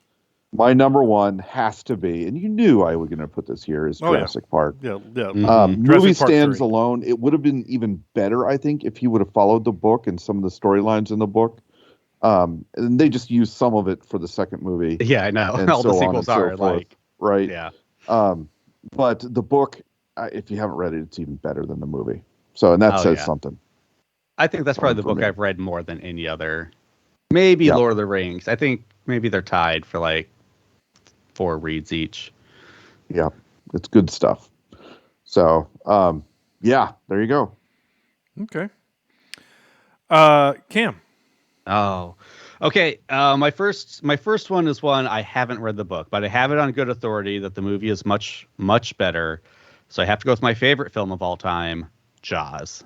The other Spielberg one. Everyone says movie, huge improvement on the book. My next one, it is, by the way. Yeah, I will mention that. That is something I have read. There you go. I do want to read it one of these days just to be a completionist. But the other one is Fight Club. Love both the book and the movie. I think the movie is a fantastic adaptation of a difficult film to adapt, and even improves on the ending. And then let's see. I've got a few down. I did have Jurassic Park, so I'll skip that one. I'm going to go Clockwork Orange. Okay. Again, I think it actually improves on the ending of the book, and it's one that the movie, reading the book after watching the movie, you just hear everything in like the voice of Malcolm McDowell and like that very specific kind of dialogue it has. It's just a great kind of back and forth between the movie and the book and that. Interesting. Okay, cool. My turn. I think, right? Yes, my turn. Okay. So my honorable mention is Sherlock Holmes, the Robert Downey Jr. version. Now, I know that technically the movie is not based on a particular book, but it's based on just, the books themselves. So anyway, that's fine. By the way, I didn't say this, and it doesn't matter. We don't have to do movies that we had seen and read the books of, but I think I didn't say that we had to, but I think I chose to do so, and I think Sam, you did too, which is fine. Yep. No problem. So Sherlock Holmes as my honorable mention. My number 3, The 13th Warrior. Really? Oh yeah, I didn't even think of that one. Yeah, I like. I've read a lot of Michael Crichton. And I know Jurassic Park is a better book and it's a better film, but I knew Sam would pick it, so I didn't pick it. And The Lost World is also a fine book and movie. But again, what about Sphere? Sphere is a bad movie. It is a bad movie. It's probably my second favorite Crichton book, though. It's a good book, but it's a bad movie. Even though it's got a lot of good actors in it. But I didn't like the movie. Yeah, that's fair. My favorite Crichton book is State of Fear. I loved that book. Yeah. Eco-terrorism stuff. That stuff is cool. Is that the Global Warming is a Hoax book? Well, I wouldn't call it that. It's the there are eco-terrorists who are trying to do bad things to push the global warming narrative, saying obviously global warming is the thing because here comes a giant tsunami that we created, and the hero is kind of saying we shouldn't do these things. So I don't think the book is anti-global warming. I just think the book is anti-eco-terrorism. Because even at the end of the book, he says, there's a lot we don't know, but here are the facts. Things are things are changing. It kind of felt like a Dan Brown book, just without the God stuff, like the anti-God stuff. So 13th Warrior is my number 3. My number 2 is going to be Harry Potter. I just chose Harry Potter. Sure. I like, kind of all of them. And then my number 1, in which case I think the movie completely outshines, and I'm using that phrasing on purpose, the book, and that is Stardust. Yep. I love that movie, and I really liked the book, but I think that the movie did better than the book. Andrew. Okay. I am going to say number 3, Abraham Lincoln Vampire Hunter. Oh. Okay. Yeah. Now, admittedly, these aren't great films that I'm going to talk about, but these are, I also went the route of things that I had seen and read. So I did read that one. There's a movie called The Box with Cameron Diaz and James Marsden. Yeah. Donnie Darko director. Yeah. It's an it's older now. It was, I don't know when it was, but It wasn't a great film, but I did like the book. It's actually a short story, in a book called the set of stories there. So anyway, and then number 1, I had The Help. Okay. Okay. Yeah. Cool. Yeah, there's a lot in the list that, as I was just kind of Googling, there's a lot that could be on any of our lists. I mean, obviously none of us picked The Green Mile, but I've also never read it. A lot of King, The Stand. Ooh. Yeah, there's a lot of Country King for Old out Men. there. Obviously, Shawshank Redemption, though not a book, but it's a great film. Arguably, I did have. I mean, since you guys did honorable mentions, I'll throw mine out. The Princess Bride and The Martian. Oh, sure. The Martian. I great forgot about that. adaptations. I haven't read that. Yeah. Oh, how did I forget that one? Twitter was active tonight, even though Cameron is on the show with us. So, Which we do appreciate the action there, Cameron. Oh, Thank gosh, you yeah, for absolutely. playing along. And you also love it when I get your name and podcast correct too. When I don't give you credit. Well, I don't know. It gives us something to talk about when you don't. It is pretty funny about it. It's happened twice now where, I'm in a Twitter group with him and Jesse, and he goes, "Well, this week Sean gave me credit for your podcast." It's like, oh, sorry guys. Speaking of Jesse, in all fairness, he forgets that I'm on the show. That is true. Oh yeah, that is true. Speaking of Jesse from the Sudden But Inevitable podcast, he says The Count of Monte Cristo, Jurassic Park, and then in parentheses writes, "The book is still better." So that was kind of for you, Sam. Sure. And Dune 21. Dune 21? The new Dune movie. Oh, the new one. Okay. That one, Can it be counted as an adaptation if it stops halfway through the book? Excuse me. Well, yeah, sure. Why not? Sure. Okay. I don't know. I'm just being snarky. No, be snarky. I don't care. The Wheel of Horror podcast, which I think we're going to have them on shortly, soon-ish, sometime in April, I think. No, March. The Wheel of Horror podcast says Lord of the Rings, Alive, and Harry Potter. Mm-hmm. The Culture Shocked podcast, which is they are at CS Podcast 21, says Harry Potter, Lord of the Rings, and It, the new It movie. Someone named Ebony, EBUNY06, says Lord of the Rings, Misery, Fight Club, and Shawshank. Esoteric Cinema says 2001: A Space Odyssey, One Flew Over the Cuckoo's Nest, and Schindler's List. Highbrow list there. Yeah, those are some good stuff. I think that's all. Well, my buddy did chime in on the Facebook page. Yeah, say that because shared. I don't see that. I don't have that. Sure, yeah. He said he had some interesting ones. The Hobbit, the 1977 animated version. Okay, good. I was about to say. Guys, you've got to have me on for The Hobbit so I can defend it. It's not streaming anywhere. Greatest adventure the world's ever known. Actually, can I just use the Leonard Nimoy singing Bilbo for my adaptation? Does that work? Of course. I'd like to change my list. He also said The Last Unicorn has got a Rankin and Bass thing going on, and then Sin City. All right. Cool. All right. Cool. Yeah. Cool. That's it, right? That's everybody? Good. I'm not going to do a soundtrack grade because, like you said, we're doing a whole episode on the soundtrack. So I can't wait. We're going to talk about that with Eric from Cinematic Sound Radio Podcast. It's going to be amazing. Time for this. Wait, what's supposed to happen?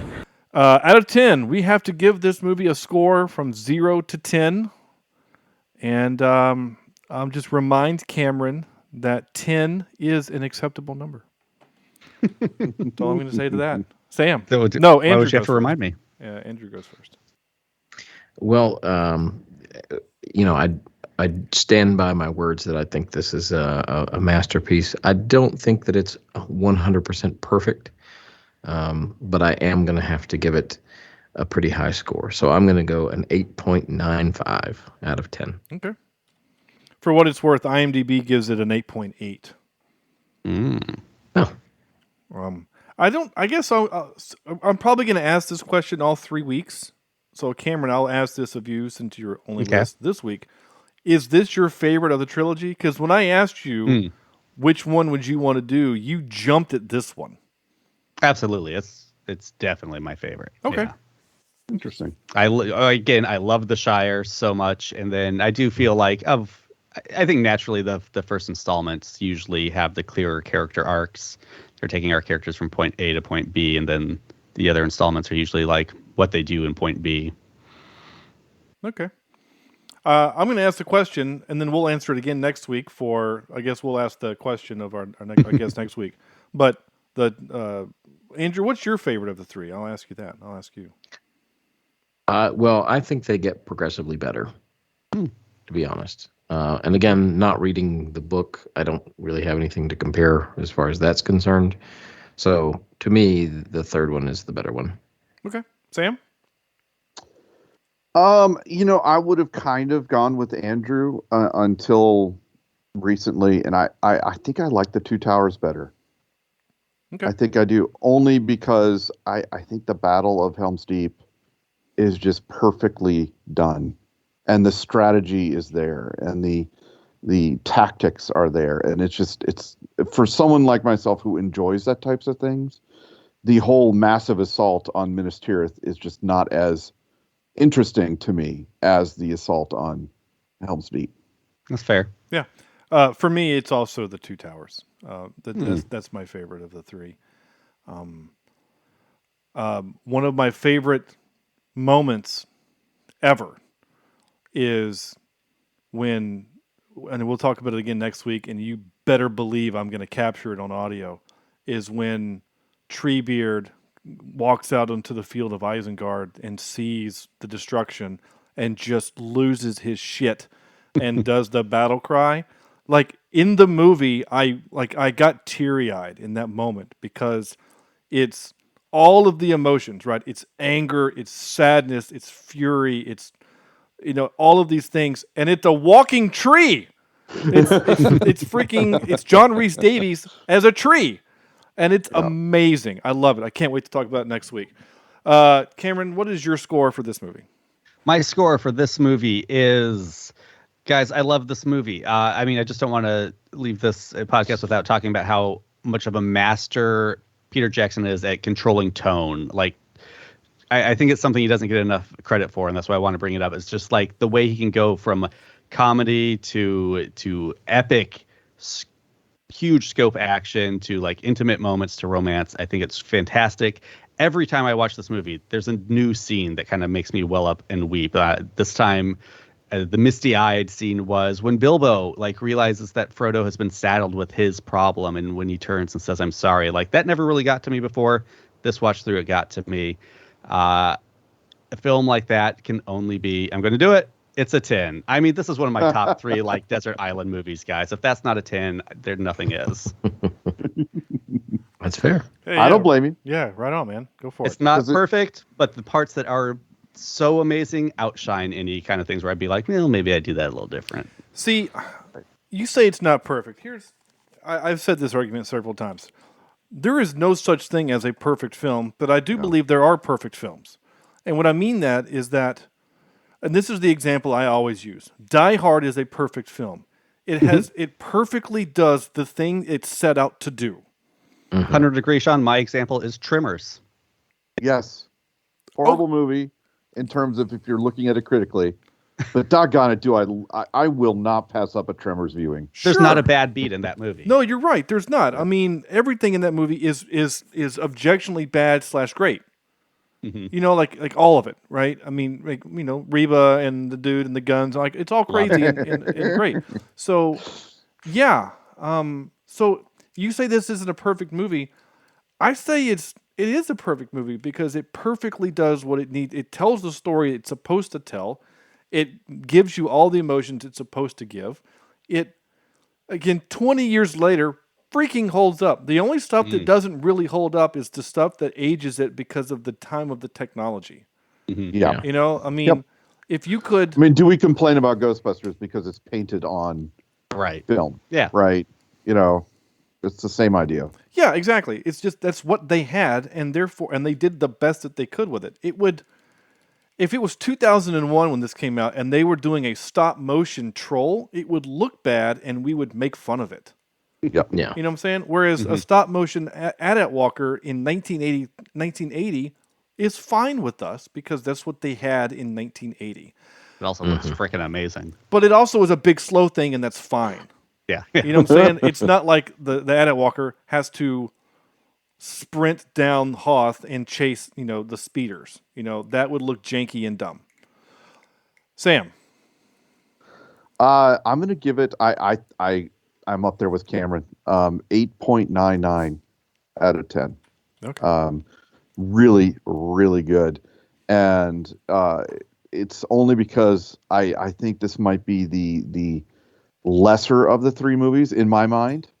And it has to be here. It has to show us these characters. It has to show us the stakes, and it has to present the what these little hobbits have to do to save the world. And I think Jackson did a masterful job with it. I don't disagree. And it's weird because you said the phrase lesser.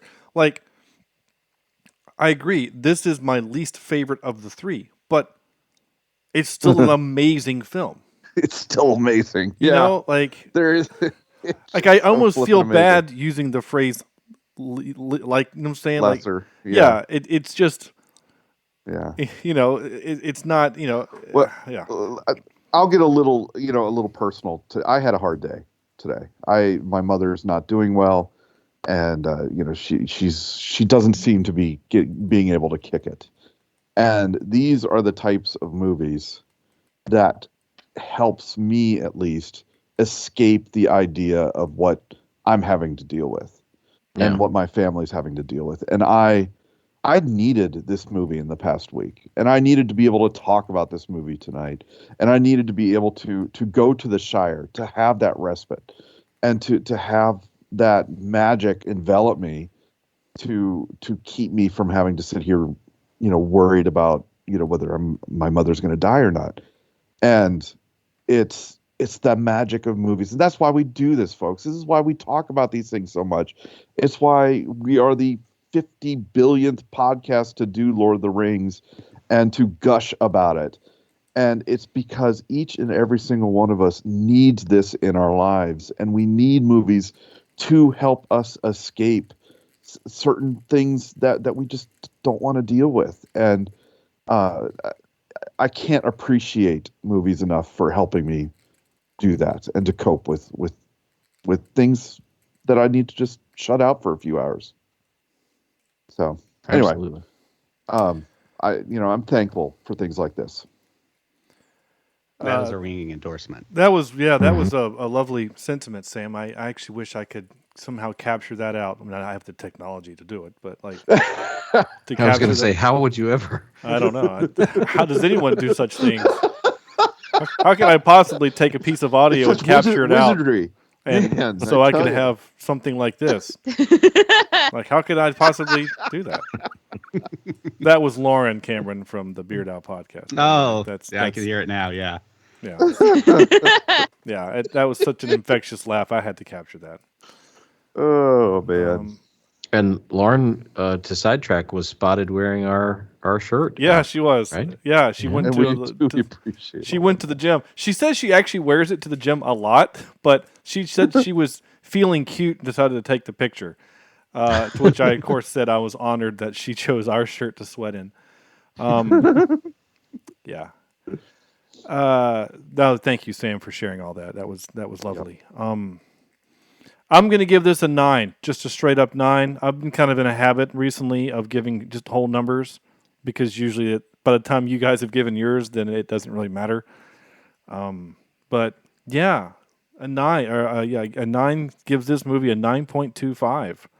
And that's going to rank it pretty high with some of our other movies. I mean, it's going to park it right under, right over Knives Out and under Infinity War.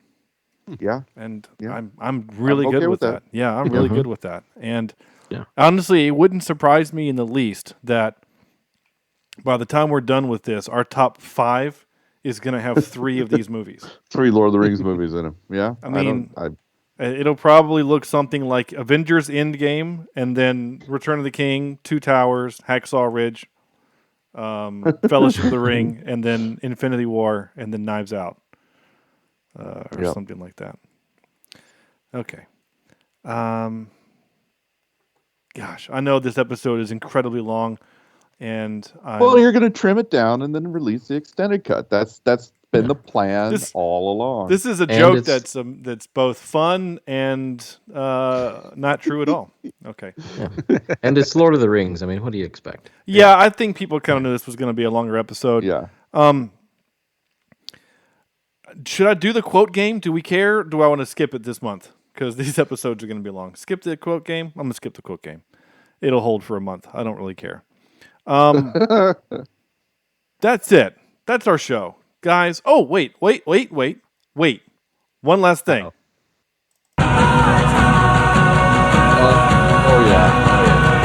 There was a sword building, armor building montage by those goblins, and by God, those things are industrious. Those goblins had cracked open the earth and then built.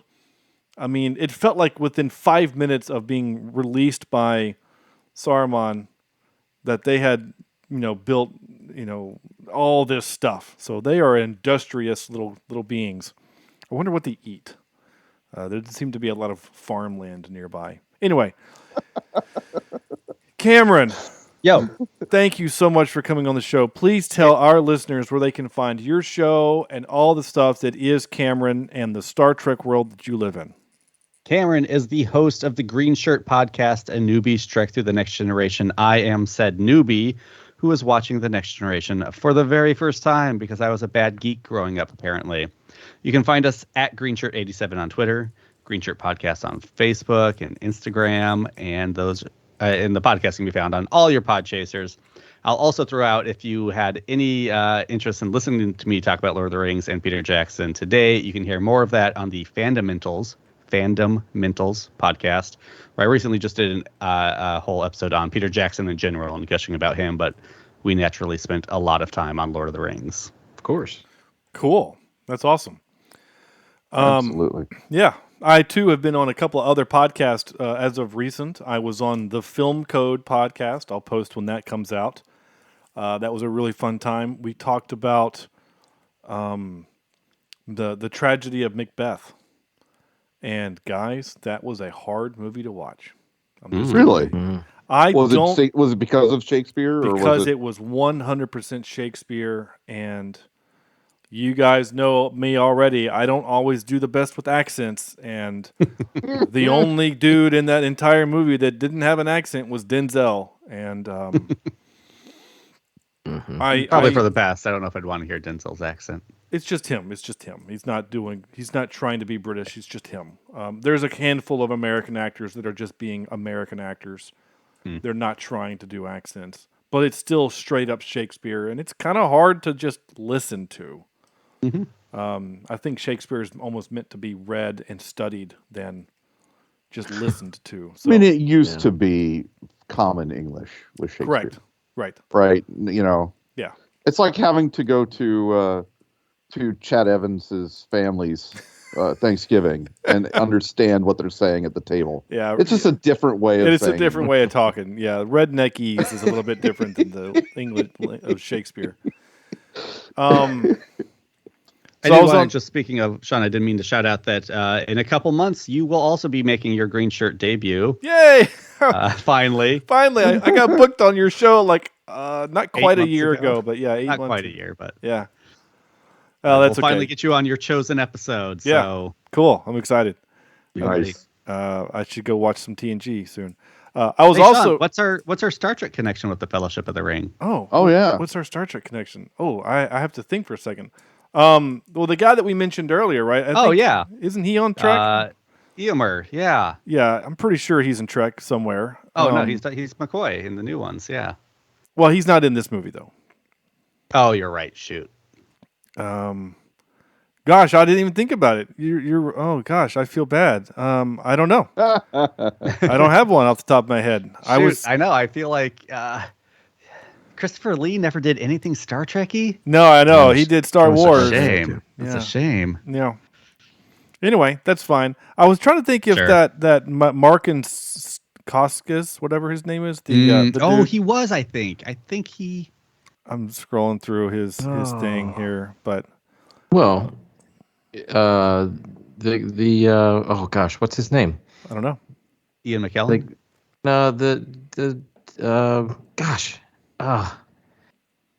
I could just start naming the Fellowship, but no, he was in Thor Ragnarok.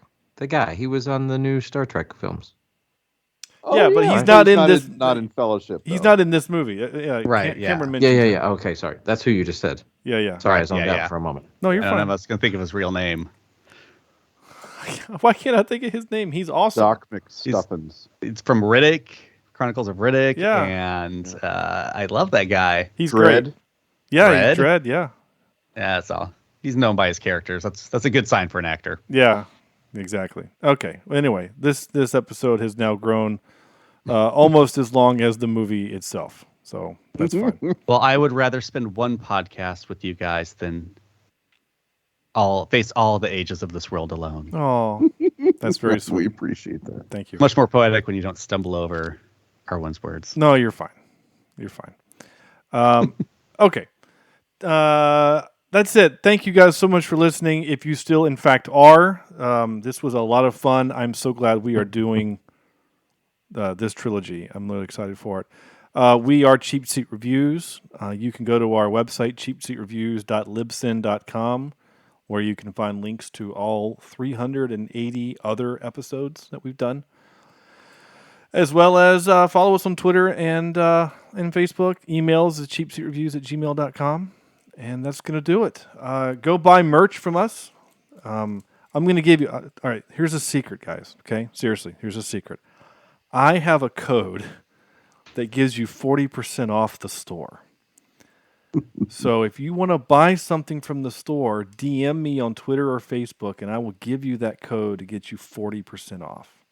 Slide into those DMs, people. That's right. So if you're really looking for a Cheap Seat Reviews mug or mask or T-shirt or whatever, let me know. Hit me up. Vibrating egg. Yeah, I don't think they have that, but we can make it work. Yeah, go to our website. That's our on the link. Cheap Seats After Dark show. Yeah, TeePublic is our store, whatever. So go to teepublic.com and then just search for Cheap Seat Reviews, and you'll find us that way. It's the easiest way. Battle Axe. Magical Ooh. ring. Is there a Cheap Seat magical ring I can get there? I still want to get the actual Cheap Seat Reviews glasses because we keep talking about, watching through the Cheap Seat Reviews, the CSR glasses. I would love to get actual glasses with the Cheap Seat Reviews on it. I think that'd be amazing. Mm-hmm. Okay, that's it. I have nothing more to say. On behalf of Sam, Andrew, and Cameron, this is Sean saying thank you so much for listening, and we'll see you next week for the Two Towers.